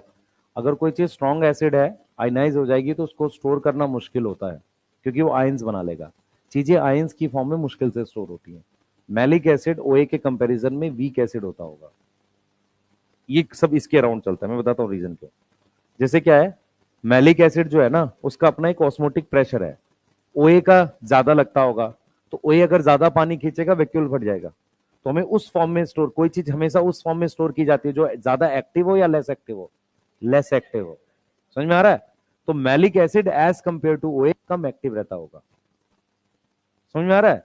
अब इसका रीजन केमिस्ट्री बेस्ड आता है, पर हमें नहीं करना होता। ठीक है, दूसरा मैं सही बता रहा हूं, तुझे कैसे पता, बस मान ले, ठीक है। पर लॉजिकली मैं बता रहा हूं तुझे, नॉर्मली ये बात मैं सही बता रहा हूं, पर वैसे भी हमेशा याद रख, 2 तरह के कंपाउंड है, एक स्ट्रॉन्ग एसिड है, एक वीक एसिड है। वीक एसिड स्टोर करना ज्यादा आसान है क्योंकि वो आयनाइज नहीं होगा। आयनाइज होने के बाद चीज क्या कर लेती है, बॉन्ड बनाती है पानी से, खींचती है उसको, है ना। और बोलो भाई। हाँ बना लेना, मैंने रिएक्शन पूरा थोड़ी लिखा है। नहीं ठीक है, मेरी बात सुन, NADPH और उसकी तो कोई दिक्कत ही नहीं, जब ये वापसी रिएक्शन भी तो जा रहा है ना। वो यहां पर कैल्विन साइकिल और लाइट रिएक्शन एक ही क्लोरोप्लास्ट में हो रहे हैं। फर्क क्या है, CO2 रात में लाके रख लिया, क्योंकि अगर मैं यहाँ NADPH खर्च कर रहा हूं, यहां बना भी तो ना वो वापसी। सही है, ठीक है। हाँ चलो भाई। हाँ ये जरूर बोल सकते हैं कि हमने CO2 के साथ साथ रात में NADPH को भी मतलब यूज करके रख लिया है। अगले दिन सुबह दोबारा बनेगा ही वो, कोई दिक्कत नहीं है उसमें। पर तुम्हें कुछ पूछेगा नहीं कैम में, जल्दी करो। चले आगे, चैप्टर चालू करते हैं। हाँ हाँ बेटा, ये वाला रिएक्शन ये क्लोरोप्लास्ट में ही हो रहे हैं, ये क्लोरोप्लास्ट में हो रही है, ये साइटोप्लाज्म में नहीं हो रहे बेटा। ये जो रिएक्शंस है ना, ये सारे, ये वाले सब क्लोरोप्लास्ट में ही हो रहे हैं। हाँ, ये सब स्ट्रोमा में हो रहे हैं, मैंने बनाया नहीं है, वो ये क्लोरोप्लास्ट में रहा है। हाँ ये क्लोरोप्लास्ट में दिखा, ये अलग से थोड़ी, ये तो पूरा ही है क्लोरोप्लास्ट में। मेरी बात समझ बेटा, वहां जरूरत नहीं थी क्लोरोप्लास्ट दिखाने की, यहां जरूरत है, क्योंकि CO2 क्लोरोप्लास्ट का मतलब कैल्विन साइकिल, इसलिए बना है। ठीक है, क्लियर, चले आगे। बोल बेटा। हाँ C3 एसिड मतलब पायरुविक एसिड, उससे वापसी PEP बन जाएगा, बनना ही चाहिए। नहीं नहीं, पैपकेज यूज नहीं होता, एक्चुअल में क्या होता है, पैपकेज एक ही, पैपकेज तो PP प्लस CO2 है। अगर मुझे क्या चाहिए, PP से मतलब पायरुवेट से PEP बनाना है, अलग एंजाइम होता है वो। ठीक है, जैसे ग्लाइकोलिसिस का लास्ट रिएक्शन है पीईपी से पायरुवेट, मुझे पायरुवेट से पीईपी बनाना, एंजाइम अलग है वो, ठीक है, वो 2 एटीपी खर्च करता है। चलो भाई, हो गया? अरे लिख लिया, जल्दी बताओ। चलिए चलिए, हेडिंग डालो। हम लोग पढ़ रहे हैं चैप्टर रेस्पिरेशन इन प्लांट। चलिए, है कैम पाथवे, इसे पाथवे कहते हैं, और क्या पढ़ेंगे भाई? ये रिएक्शन जो है यही पाथवे, नहीं पढ़ने डिटेल, हमें याद नहीं करनी, हमें सिर्फ ये याद करना है स्टोमेटा कब खुलता है, ठीक है, और रीजन समझ आना चाहिए। हाँ भाई, चैप्टर का नाम है रेस्पिरेशन इन प्लांट्स, ठीक है। यदि संडे क्लास हुई तो इस वीक में ही खत्म हो जाएगा। कर रहे हैं बेटा, वीटी सर शायद ले रहे हैं तो मैं भी लूंगा उसको। अभी बीएन सर रोने धोने लगेंगे, मैच है। हाँ चलो स्टार्ट करेंगे, टॉपिक नोट नोट करो, हेडिंग ला लो, रेस्पिरेशन इन प्लांट, टॉपिक्स के नाम लिखो।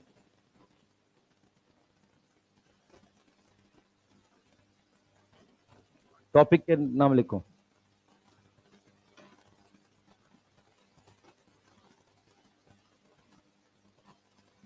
कल से फाइन लेना चालू करेंगे, ठीक है बेटा, जो लेट आए अपना पैसा लेता है एक्स्ट्रा। है कल पहला क्लास नहीं है? अच्छा है, जिसका पैसा मुर्गा बना देंगे।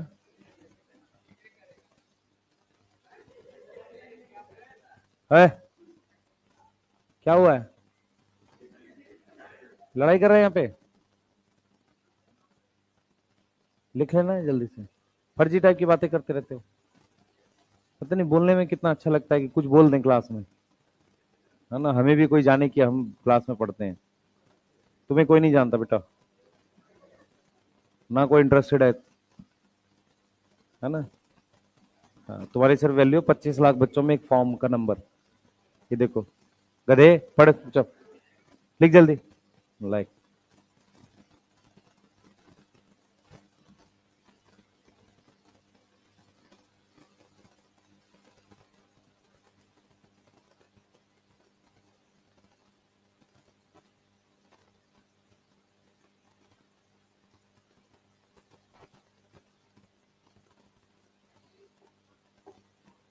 लास्ट में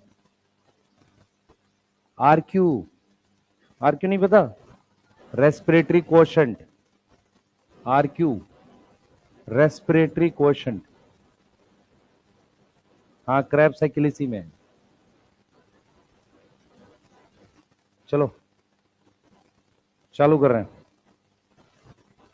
आज बेसिक पढ़ रहे हैं इसके, कुछ चीजें जो इंपॉर्टेंट है, ठीक है। लिख लिया सबने, कोई लिख रहा है? जल्दी कर लो यार, टॉपिक के नाम लिखने में इतना समय लगता है तुम लोग को, क्या होगा?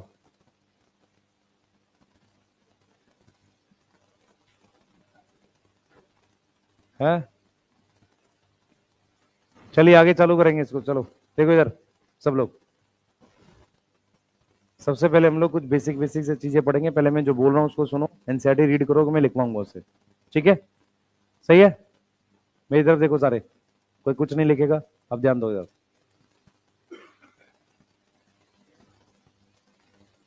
सुनो सब लोग, भाई बस सब लोग ध्यान देंगे। देखो एनसीईआरटी ने कैसे स्टार्ट किया है, एनसीईआरटी ने एक बोला है, सबसे पहले तो ये बोला है क्या हम सब लोग सांस लेते हैं, सारे ऑर्गेनिज्म सांस लेते हैं, ठीक है? तुमसे पूछ नहीं रहा हूं, मैं बता रहा हूं, सुनो चुपचाप, कुछ मत बोलो, है ना, तुम्हें बोलना नहीं है, सिर्फ सुनना है, ठीक है? सुनो चुपचाप। एनसीईआरटी ने पूछा है, स्टार्ट ऐसे किया है, क्या हम सारे ऑर्गेनिज्म सांस लेते हैं, ब्रीद करते हैं? उसका उन्होंने ऐसे बोला है कि ब्रीदिंग कहीं ना कहीं ऑक्सीजन से रिलेटेड है, ब्रीदिंग से हमें कोई मतलब नहीं है, हम बात कर रहे हैं ब्रीदिंग कहीं ना कहीं हमें ऑक्सीजन देती है। दूसरी बात उन्होंने बोली है कि ऑक्सीजन कहीं ना कहीं यूज होती है एनर्जी बनाने में। एनर्जी कैसे बनती है? फूड की ऑक्सीडेशन से। क्लियर है? ये जो चैप्टर है इसमें हम सबसे पहले समझ लो, रेस्पिरेशन इन प्लांट लिखा है, इसमें प्लांट का कुछ नहीं दे रखा, बहुत थोड़ा सा एक टॉपिक है। ये सिर्फ क्या पढ़ा रहा है, सेल के अंदर होने वाली रेस्पिरेशन। सेल के अंदर जो रेस्पिरेशन होती है वो फूड का ऑक्सीडेशन होती है। तो सबसे पहले उसने स्टार्ट किया है, क्या हमें ऑक्सीजन सांस ले रहे हैं तो हम लिख रहे हैं मान लो यस, तो हम उसमें क्या ले रहे हैं, ऑक्सीजन। ऑक्सीजन क्या करता है, एनर्जी बनाता है। एनर्जी जो है हमारे पास वो बॉडी के सारे प्रोसेस के लिए चाहिए, चाहे फूड का एब्जॉर्प्शन हो, चाहे नर्व कंडक्शन हो, चाहे मूवमेंट हो, हर तरह के प्रोसेस के लिए क्या चाहिए, एनर्जी चाहिए। सबसे पहले हमने बात करी है ब्रीदिंग, ब्रीदिंग से रिलेट किया ऑक्सीजन, ऑक्सीजन से रिलेट किया है एनर्जी। एनर्जी बनाने का सोर्स है फूड का ऑक्सीडेशन। फूड क्या होता है, ऐसा ऑर्गेनिक कंपाउंड, ऑर्गेनिक मतलब कार्बन की चेन, ऐसा ऑर्गेनिक कंपाउंड जिसकी सेल में ऑक्सीडेशन हो सकती है। एनसीईआरटी ने ऐसे बोला है कि फूड जो है वो साइनोबैक्टीरिया और प्लांट्स ही बना सकते हैं। फूड जो है वो दो लोग बना सकते हैं, कौन कौन, साइनोबैक्टीरिया और प्लांट्स। प्लांट्स का मतलब पूरा प्लांट किंगडम, इवन प्रोटिस्टा के पहले 3 ग्रुप को भी एल्गी के थ्रू वो प्लांट में काउंट कर रहा है। ठीक है, वो स्पेसिफाई नहीं कर रहा, तो कह रहा है पूरा प्लांट किंगडम, प्लांट्स और साथ के साथ क्या, साइनोबैक्टीरिया। वो क्या करते हैं, वो ऑक्सीजन बनाते हैं और साथ में खाना बनाते हैं। क्या बनाते हैं, खाना बनाते हैं, ऑक्सीजन बनाते हैं। अब यहां पर हमें उसने ये बोला है कि, फिर मैं रिपीट करूंगा, सबसे पहले breathing related to oxygen, oxygen related to energy. समझ में आ रहा है, oxygen related to energy, energy सारे प्रोसेस के लिए चाहिए। उसके बाद हम ये कह रहे हैं एनर्जी आती कहां से, फूड के ऑक्सीडेशन से। अब फूड कहां ऑक्सीडाइज होता है, सेल के अंदर। कहां एनर्जी बनती है, सेल के अंदर। अब फूड को लेके 2 प्रकार के सेल होते हैं, एक सेल होता है ऑटोट्रॉफिक, एक सेल होता है हेटरोट्रॉफिक। ऑटोट्रॉफिक ऑर्गेनिज्म नहीं, सेल। तुम्हारे घर के बाहर या यहां भी जो प्लांट्स हैं वो प्लांट्स ऑटोट्रॉफिक हैं, पर उन ऑटोट्रॉफिक प्लांट के सारे सेल ऑटोट्रॉफिक नहीं है। रूट के सेल हेटरोट्रॉफिक हैं, स्टेम के सेल जो नॉन ग्रीन है वो हेटरोट्रॉफिक है, और जो अंदर हैं, इवन लीफ में भी कुछ ऐसे सेल हो सकते हैं, कहीं भी ऐसे सेल हो सकते हैं जो थोड़े डीप प्रेजेंट होंगे, उनमें फोटोसिंथेसिस होगी नहीं। तो आपको ये समझना है कि सेल 2 प्रकार के होते हैं, ऑटोट्रॉफिक और हेटरोट्रॉफिक। जो अपना खाना खुद बनाते हैं वो ऑटोट्रॉफिक है, और जो अपना खाना खुद नहीं बनाते वो हेटरोट्रॉफिक है। चाहे सेल ऑटोट्रॉफिक हो चाहे हेटरोट्रॉफिक हो, फूड की ऑक्सीडेशन सारे सेल करेंगे। समझ में आ रहा है, एनर्जी सारे सेल को बनानी पड़ेगी, चाहे वो ऑटोट्रॉफिक है चाहे हेटरोट्रॉफिक है। अगर हम एनिमल्स की बात करते हैं तो उसके सारे सेल क्या हैं, हेटरोट्रॉफिक हैं। फंजाई सेप्रोफाइट है, उसके सारे सेल क्या हैं, क्या है, हेटरोट्रॉफिक है। तो जो हेटरोट्रॉफिक सेल्स हैं, सेप्रोफाइट्स है ना, उस जो हेटरोट्रॉफिक सेल्स होते हैं वो डायरेक्टली इनडायरेक्टली प्लांट पर ही निर्भर है। फॉर एग्जाम्पल हर्बीवोर जो होता है, हर्बीवोर वो डायरेक्टली प्लांट पे निर्भर है, कार्निवोर इनडायरेक्टली प्लांट पे निर्भर है। समझ में आ रहा है? तो एनसीईआरटी ने पहले पैराग्राफ जो चले हैं उनमें यही बात करी है। ब्रीदिंग क्या होता है, ऑक्सीजन चाहिए, एनर्जी चाहिए, एनर्जी आएगी कहां से, खाना कौन बनाता है। प्लांट के अंदर 2 तरह के सेल होते हैं, रूट सेल कैसे होते हैं, हेटरोट्रॉफिक। इसे समझ में आ रहा है? प्लांट का जो ऑटोट्रॉफिक सेल है, जो सबसे ज्यादा ऑटोट्रॉफिक है, वो अपना मीजोफिल सेल है। मीजोफिल सेल जो खाना बनाता है वो 3 जगह यूज होता है। पहला, उसने जो खाना बनाया वो खुद की रेस्पिरेशन भी करेगा। ऐसा नहीं है कि उसके पास एनर्जी फोटोसिंथेसिस आ रही, नहीं, फोटोसिंथेसिस में वो ग्लूकोज बना रहा है, लेकिन उसने मान लो 100 ग्लूकोज बनाया, तो 100 ग्लूकोज में से 20 ग्लूकोज वो खुद खाएगा। समझ में आ गया? बच गए कितने, 80। 80 में से वो 20 ग्लूकोज भेज देता है रूट के पास, तो खाना नहीं बना रहा। अब कितने बच गए, 60। अब 60 ग्लूकोज को वो स्टोर कर सकता है स्टार्च की फॉर्म में। तो जो एक्स्ट्रा खाना बनता है उसी से ग्रोथ होती है। समझ लो ध्यान से, यदि कोई प्लांट ग्रोथ नहीं कर रहा है तो इसका यह मतलब नहीं है कि उसमें फोटोसिंथेसिस जीरो है, ऐसा नहीं है। उसका यह मतलब नहीं है कि रेस्पिरेशन जीरो है। उसने 40 बनाया, 20 खुद खाया, 20 रूट को दे दिया, ग्रोथ नहीं दिखेगी। ग्रोथ तब दिखती है जब वो रेस्पिरेशन कर ले, खुद का एनर्जी बना ले, किसी दूसरे को देना वो उसको भी दे दे, उसके बाद जो बचे स्टोर हो, तब ग्रोथ होती है। ये समझ में आ गया, बोलो समझ में आ रहा है? इसीलिए हम 10% लॉ लगाते हैं। 100% एनर्जी कैसे ट्रांसफर होगी, कहीं ना कोई कुछ एनर्जी वेस्ट तो होगी ना, खुद के रेस्पिरेशन में वेस्ट होगी। क्लियर है? ऐसा कोई प्लांट सेल नहीं है जो रेस्पिरेशन नहीं करता, या ऐसा कोई लिविंग सेल नहीं है जो रेस्पिरेशन नहीं करता हो। अगर आपको लिखना है कि respiration absent in, only option is virus which is not cell. ऐसा कोई सेल पॉसिबल नहीं है जो एनर्जी ना बनाता हो, और एनर्जी हमेशा हर लिविंग ऑर्गेनिज्म पे सेल के लेवल पे बनती है। सबसे छोटी यूनिट क्या है? सेल। सेल के अंदर बनती है। ऐसी कोई अरेंजमेंट नहीं है कि दो सेल्स के बीच में एटीपी बना सको, या टिश्यू में बना सको, ऑर्गन में बना सको। ऐसा कोई ऑर्गन नहीं होता है। एनर्जी बनाने के लिए कोई स्पेशल ऑर्गन नहीं है। हर एक सेल को जिम्मेदारी दी गई है कि तू अपनी एनर्जी खुद से बना। समझ में आ रहा है? चाहे वो यूनिसेलुलर ऑर्गेनिज्म हो, चाहे मल्टी सेलुलर हो। वायरस जब किसी सेल को अटैक करता है तो सेल के अंदर जाता है, क्या यूज करता है? उसका राइबोसोम यूज करता है प्रोटीन बनाने के लिए, और उसके एटीपी यूज करता है, क्योंकि एटीपी सिर्फ किसके पास है? सेल के पास है। चीजें ठीक है? फर्स्ट पेज रीड करो पहले रेस्पिरेशन प्लांट का, फिर लिखवाऊंगा मैं। फर्स्ट पेज रीड करेंगे बेटा। जिनके पास नहीं है बगल अगल बगल से मांग के रीड करो जल्दी।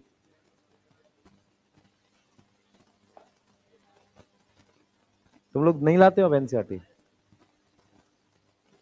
शेयर करके पढ़ो जल्दी। लाइनें समझने की कोशिश करो।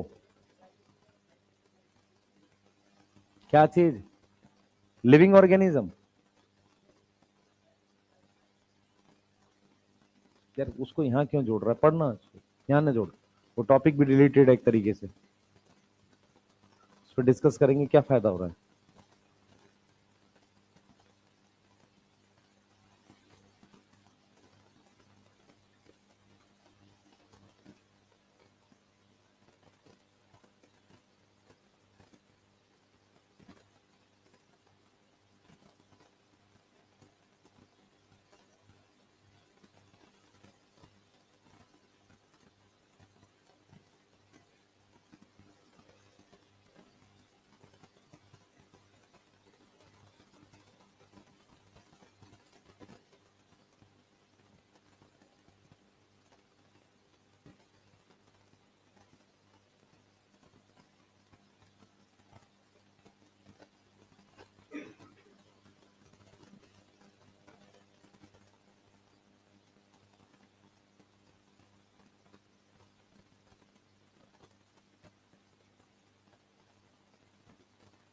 समझ आ रहा है?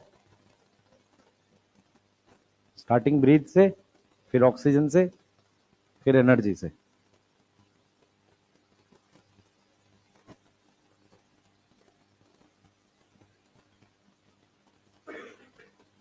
फिर वो बताएगा दो तरह के सेल होते हैं, ऑटोट्रॉफिक और हेटरोट्रॉफिक। प्लांट्स के अंदर दोनों तरह के होते हैं।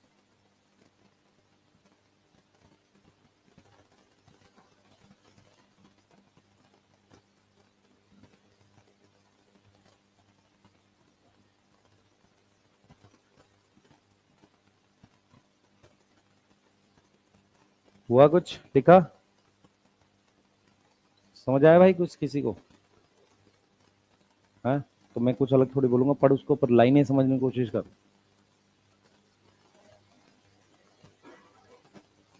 प्लांट ब्रीथ करते हो तो अगले पेज पे है ना? हाँ ठीक है, प्लांट ब्रीथ नहीं करते, पर हमें कह रहा है कि ब्रीदिंग क्यों चाहिए ऑक्सीजन के लिए। फिर वो अब ऑक्सीजन की बात कर रहा है। आगे आके हम बताएंगे प्लांट ब्रीथ करते हैं कि नहीं। ठीक है? हो गया?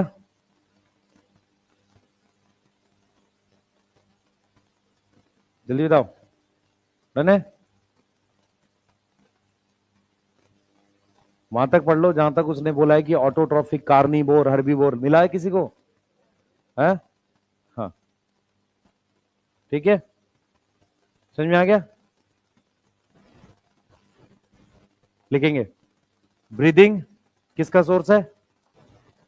पहला पॉइंट समझ में आ रहा है?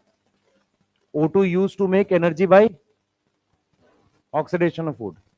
Energy require for all life process. ठीक है। फूड के फीचर क्या है? फूड क्या होना चाहिए? ऑर्गेनिक होना चाहिए, और undergo oxidation to produce energy. Yes, energy बनाना चाहिए। यही पॉइंट्स है, समराइज करके नोट करिए। ब्रीदिंग इंपॉर्टेंट क्यों है? क्योंकि किसका सोर्स है? ऑक्सीजन का। नोट करो जल्दी से। कुछ बच्चे जो पुराने नोट्स लेके बैठे होंगे, ये नहीं है, नोट्स फिर बदल गया। नहीं है? हाँ ठीक है।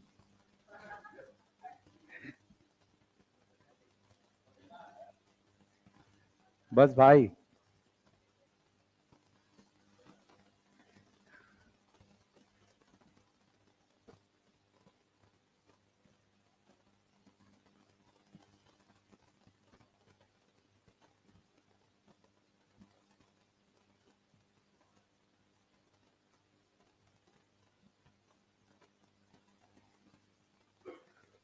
लिखो जल्दी।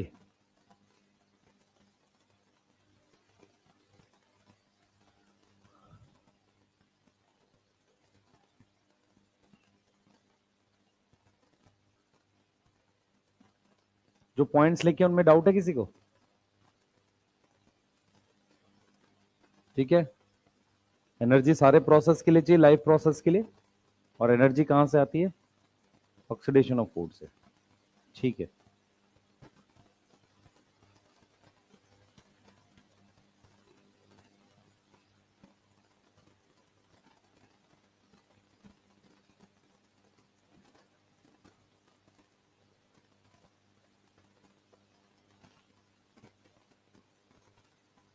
एमडी सर जब आएंगे एनिमल किंगडम करा के, वो 12 चालू करेंगे। एनिमल किंगडम कराना ना उनको, है ना? बायोमोलिक्यूल अगर हम ले रहे हैं उनसे, तो फिर उनका एनिमल किंगडम बचा, और फिर 12th कराएंगे। ठीक है, तो उनका सिलेबस नहीं फंसेगा, क्योंकि 12th में चैप्टर कम है। हाँ, 12th में मेन आपका ह्यूमन रिप्रोडक्शन है, और बायोटेक में जो है ना? है, और ह्यूमन हेल्थ एंड डिजीज बड़ा चैप्टर, 2 चैप्टर बड़े है ना? और अपने पास जेनेटिक्स है जो अपने आप में पार्ट है। चलो लिख लिया सबने? अब आओ देखो, 2 टाइप के सेल होते हैं। ऑटोट्रॉफिक सेल क्या होता है? जो खुद का क्या करेगा? Produce organic food. यस। किस लिए बनाता है? खुद के लिए बना सकता है, for itself, for other cell. Yes, है ना? And for storage. खाना 3 रीजन से बना रहा है वो। क्लियर है? ऑटोट्रॉफिक सेल का एग्जांपल प्लांट में मीजोफिल सेल। क्या आएगा? Mesophyll cell in plant. Yes. Heterotrophic cell क्या होते हैं? जहां पर ऑर्गेनिक फूड एंटर करता है। ठीक है, कहां से? From outside. हाँ भाई, कौन बच्चा मुझे बताएगा, तुम्हारे स्किन सेल में जो प्लाज्मा मेम्ब्रेन है, उस पे क्या ग्लूकोज का कैरियर होगा? इधर देखेंगे, ये मान लो स्किन सेल है, या कोई भी सेल है मान लेते हैं, ये हमारे पास स्किन सेल है, इसकी ये प्लाज्मा मेम्ब्रेन है। अब स्किन सेल ऑटोट्रॉफिक है हेट्रोट्रॉफिक है? Heterotrophic. Plasma membrane lipid bilayer है, ग्लूकोज पोलर में आता है, पोलर को अंदर ला सकते हैं सिर्फ चैनल से। तो तुम्हारी बॉडी के सारे सेल्स पर ग्लूकोज के चैनल होने ही चाहिए, ये तो भूखा मर जाएगा सेल। अरे समझ में आ रहा है? होना चाहिए ना? हाँ ठीक है। मैं सिर्फ तुम्हें ये समझाने की कोशिश कर रहा हूं, जो तुम पढ़ते हो वो उस चैप्टर में खत्म नहीं हो जाता। हाँ, तो ऑर्गेनिक फूड कहां से एंटर करेगा? आउटसाइड से। सही है। अब जरा यहां पर एक नोट है, चाहे सेल ऑटोट्रॉफिक हो, इसका एग्जाम्पल है रूट सेल। इसका एग्जाम्पल क्या है? Root cells. सही है, animal cells. Yes, animal cells. अब मेरी बात सुनो, नोट ये है, नोट ये है बेटा, ध्यान सुनेंगे, कि हमारे पास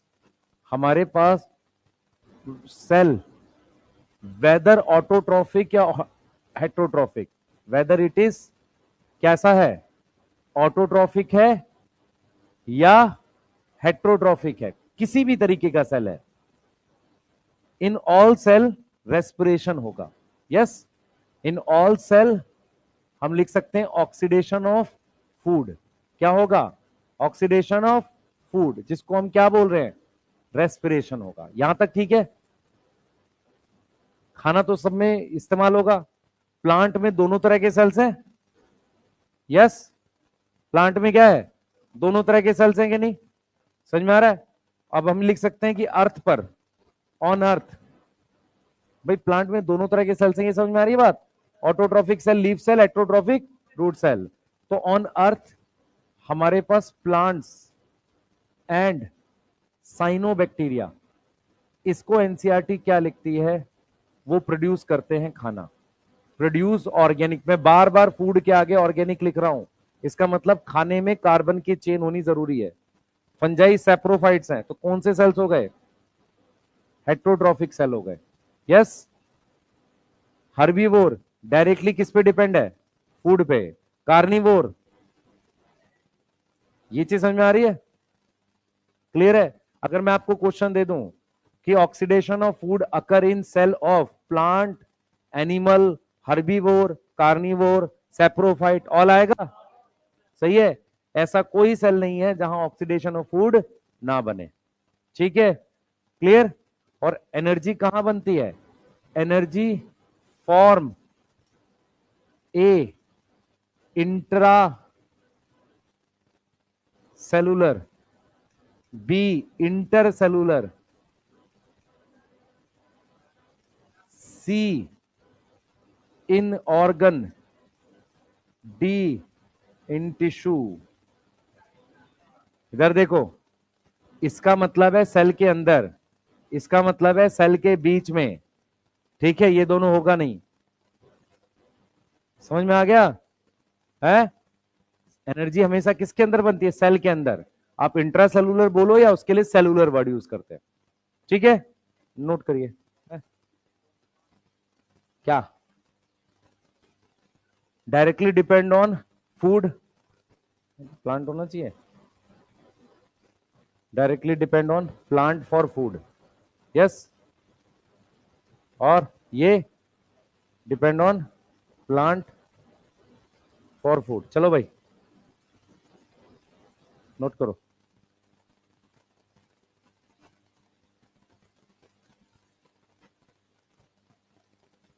ऐसा कोई प्लांट होगा जिसके सारे सेल हेटरोट्रॉफिक हों?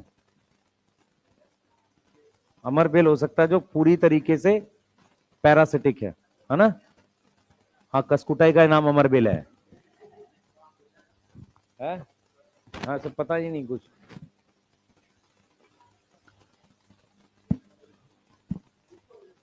इंसेक्टिवोरस नहीं, इंसेक्टिवोरस में ग्रीन लीफ होती है। वो इंसेक्ट सिर्फ इसलिए खाते हैं ताकि नाइट्रोजन पकड़ सके, वो फोटोसिंथेसिस की वजह से नहीं खाते इंसेक्ट। आप खुद से सोचो ना, जो फूड चेन में पहले है वो दूसरी फूड चेन को कैसे खाएगा खाने के लिए? नहीं पॉसिबल है। इंसेक्टिवोरस प्लांट इंसेक्ट को सिर्फ नाइट्रोजन के लिए खाते हैं, खाने के लिए नहीं खाते कि उनसे ग्लूकोज मिलेगा उन्हें। ऐसा हो ही नहीं सकता। फूड चेन में ज्यादा नंबर में हर्बीवोर है, कार्निवोर है, क्या फोटोसिंथेटिक प्लांट है? फोटोसिंथेटिक प्लांट है। तो कोई फूड चेन में पहले नंबर पे आ रहा है तो दूसरे नंबर को क्यों खाएगा? नंबर ही उनका बहुत कम होगा, भूखा मर जाएगा प्लांट। समझ पा रहे हो मैं क्या बोलना चाह रहा हूं? ये नेचर के अगेंस्ट आ रही है बात कि प्लांट, कोई प्लांट किसी इंसेक्ट को खा रहा है खाने के लिए नहीं, किसी और पर्पज से खा रहा है वो उसे। नाइट्रोजन फिक्सेशन नहीं, नाइट्रोजन के लिए फिक्सेशन थोड़ी कर रहे हैं। हो गया? ये लिख लिया है? नहीं लिख रही है? कॉपी नहीं लाई? पेज ले ले इनसे।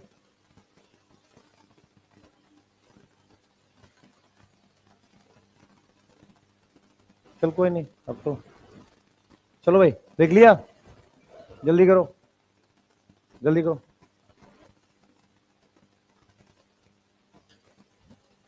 क्या चीज?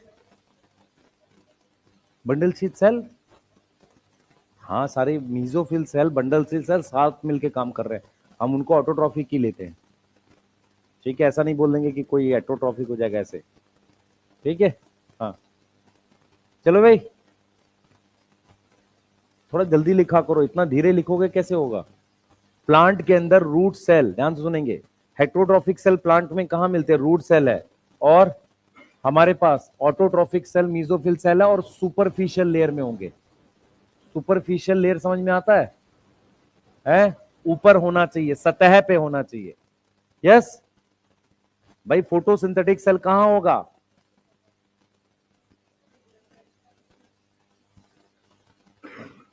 भाई तुझे कितनी नींद आ रही है? ये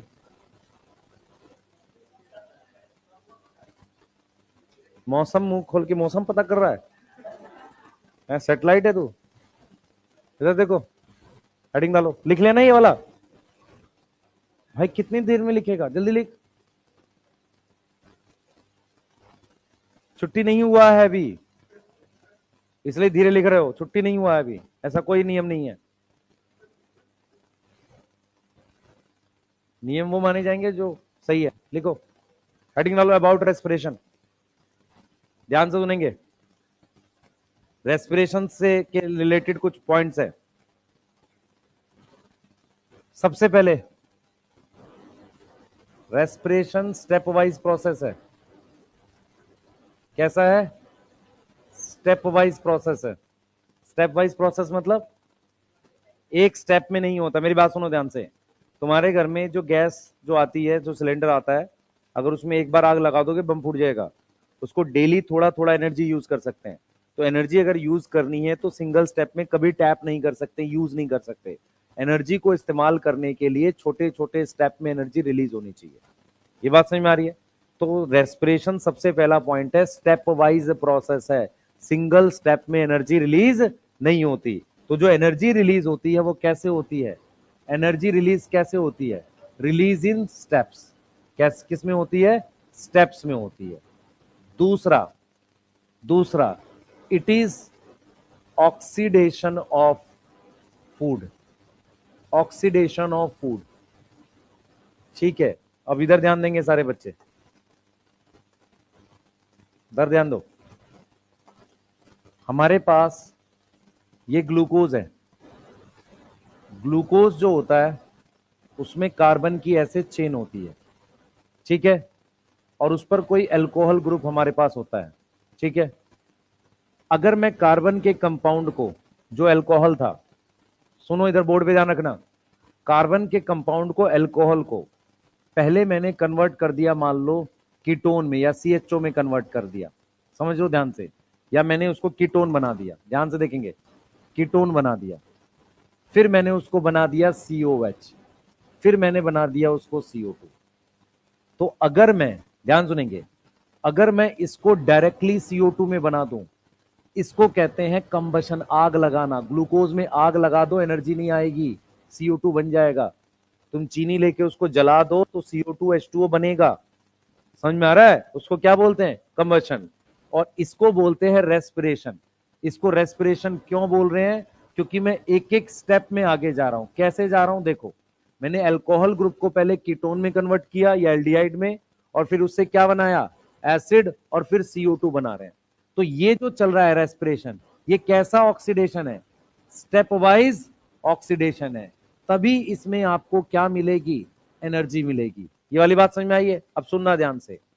अगर 6 की 6 कार्बन 6 CO2 बना दे, इसको कहते हैं कंप्लीट ऑक्सीडेशन। कार्बन की कंप्लीट ऑक्सीडाइज स्टेट CO2 है। केमिस्ट्री लगाते हैं थोड़ी सी। कार्बन जब पूरी तरीके से सारी कार्बन अपनी पूरी ऑक्सीडाइज स्टेट में आ जाता है तो उसे हम क्या बोलते हैं? Complete oxidation. समझ में आ रहा है? ये चीज समझ में आ रही है? अभी मैंने क्या किया? सिर्फ इतना किया, सुन लो ध्यान से। मैंने सिर्फ इतना किया या इतना किया, इसे बोलते हैं पार्शियल ऑक्सीडेशन। आप में से 3 वर्ड हैं जो समझ में आ जाए तो अच्छा रहेगा, कंप्लीट, इनकम्प्लीट, पार्शियल। इनकम्प्लीट और पार्शियल में कंफ्यूजन रहती है। कंप्लीट का मतलब है आपने सारी कार्बन से 6 CO2 बना दिए, दैट इज कंप्लीट ऑक्सीडेशन। आपने क्या किया? अभी प्रोसेस स्टार्ट किया, आप यहां तक पहुंचे हो, प्रोसेस खत्म नहीं हुआ, उसे कहते हैं पार्शियल। आपने प्रोसेस खत्म कर दिया, 2 कार्बन से CO2 बनी, समझ में आया? बाकी 4 रह गई, उसे इनकम्प्लीट बोलते हैं। फॉर एग्जाम्पल, जब इथेनॉल बनाते हैं, इथेनॉल बनाते हैं, तो इथेनॉल बनाने में वो इनकम्प्लीट ऑक्सीडेशन है, क्योंकि फाइनल प्रोडक्ट बन गया पर अभी भी कार्बन कंपाउंड प्रेजेंट है, दैट इज इनकम्प्लीट ऑक्सीडेशन। जब ग्लाइकोलिसिस करते हैं तो ग्लाइकोलिसिस में क्या होता है कि ग्लूकोज जो है वो कन्वर्ट होता है इसमें। अगर आप ध्यान से देखो पायरुविक एसिड का स्ट्रक्चर, आप देखो कीटोन बन गया, एसिड बन गया, ये पार्शियल ऑक्सीडेशन है, क्योंकि अभी आगे प्रोसेस बचा हुआ है। तो there is difference in partial oxidation और इनकम्प्लीट ऑक्सीडेशन। अगर प्रोसेस पूरा हो जाए और सारी CO2 ना बने, दैट इज इनकम्प्लीट। अभी प्रोसेस चल रहा है, ये कहीं यहां तक पहुंचा है, यहां तक पहुंचा है, तो उसे क्या बोलेंगे? पार्शियल। तो ग्लाइकोलिसिस पार्शियल ऑक्सीडेशन है। समझ में आ रहा है? जो हम आगे पढ़ेंगे, ग्लाइकोलिसिस क्या है? Partial oxidation. इसका मतलब अभी कार्बन ऑक्सीडाइज हुई है, CO2 नहीं बना है। समझ आ रहा है? अगर 6 CO2 बन जाए एक ग्लूकोज से तो क्या होगा? Complete oxidation. अगर इथेनॉल बन जाए ग्लूकोज से, incomplete oxidation. Partial, incomplete, complete. समझ आ रहा है? ठीक है, पर ऑक्सीडेशन हो रही है, स्टेप वाइज हो रही है, एनर्जी बननी चाहिए। यहां तक समझ में आ रहा है? It is oxidation of food. कैसे होगा? Step wise. कैसे होगा? स्टेप वाइज होगा। दूसरा, ये सेल के अंदर हो रहा है प्रोसेस, तो कैसा प्रोसेस है?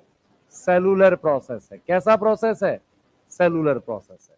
दूसरा, इसे कैटाबोलिक प्रोसेस भी कहते हैं, क्योंकि इसमें क्या होता है? कोई चीज टूटती है, तो ये कैसा है बेटा? कैटाबोलिक प्रोसेस है। इसमें एंजाइम यूज होते हैं। क्या यूज होगा? एंजाइम्स यूज होंगे। यस, क्या यूज होंगे? एंजाइम्स यूज होंगे। और एक बहुत इंपॉर्टेंट है बेटा, जो आपको ध्यान रखना है, वो है कि ये प्रोसेस एनर्जी बनाता है। इसको हम बोलते हैं एक्सोथर्मिक या एक्सर्गोनिक। क्लियर है? समझ में आ रहा है? एक्सोथर्मिक या एक्सर्गोनिक। आप अगर नहीं समझ पा रहे हो तो सुन लो ध्यान से।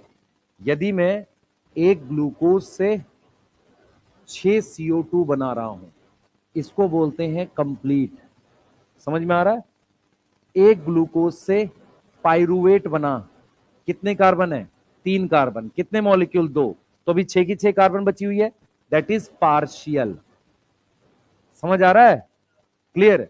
अब सुनो, अब मैंने इससे इथेनॉल बना दिया, उसको इनकम्प्लीट कहते हैं, क्योंकि 6 की 6 CO2 नहीं बनी। No 6 CO2 from 1 glucose. तो प्रोसेस कंप्लीट हो जाए, पूरी 6 CO2 नहीं बनी, इनकम्प्लीट। प्रोसेस चल रहा है, अभी सिर्फ क्या हुई है? कार्बन ऑक्सीडाइज हुई है, तो उसको क्या बोलते हैं? पार्शियल। तो ग्लाइकोलिसिस जो है ना, ग्लाइकोलिसिस कौन सी ऑक्सीडेशन है? पार्शियल है। सही है? नोट कर लो, यहीं तक पढ़ रहे हैं, बाकी यहां से कल। ठीक है? ठीक है? एक्सर्गोनिक, एक्सोथर्मिक। अगर एनर्जी नहीं निकलेगी तो एटीपी नहीं बनेगा।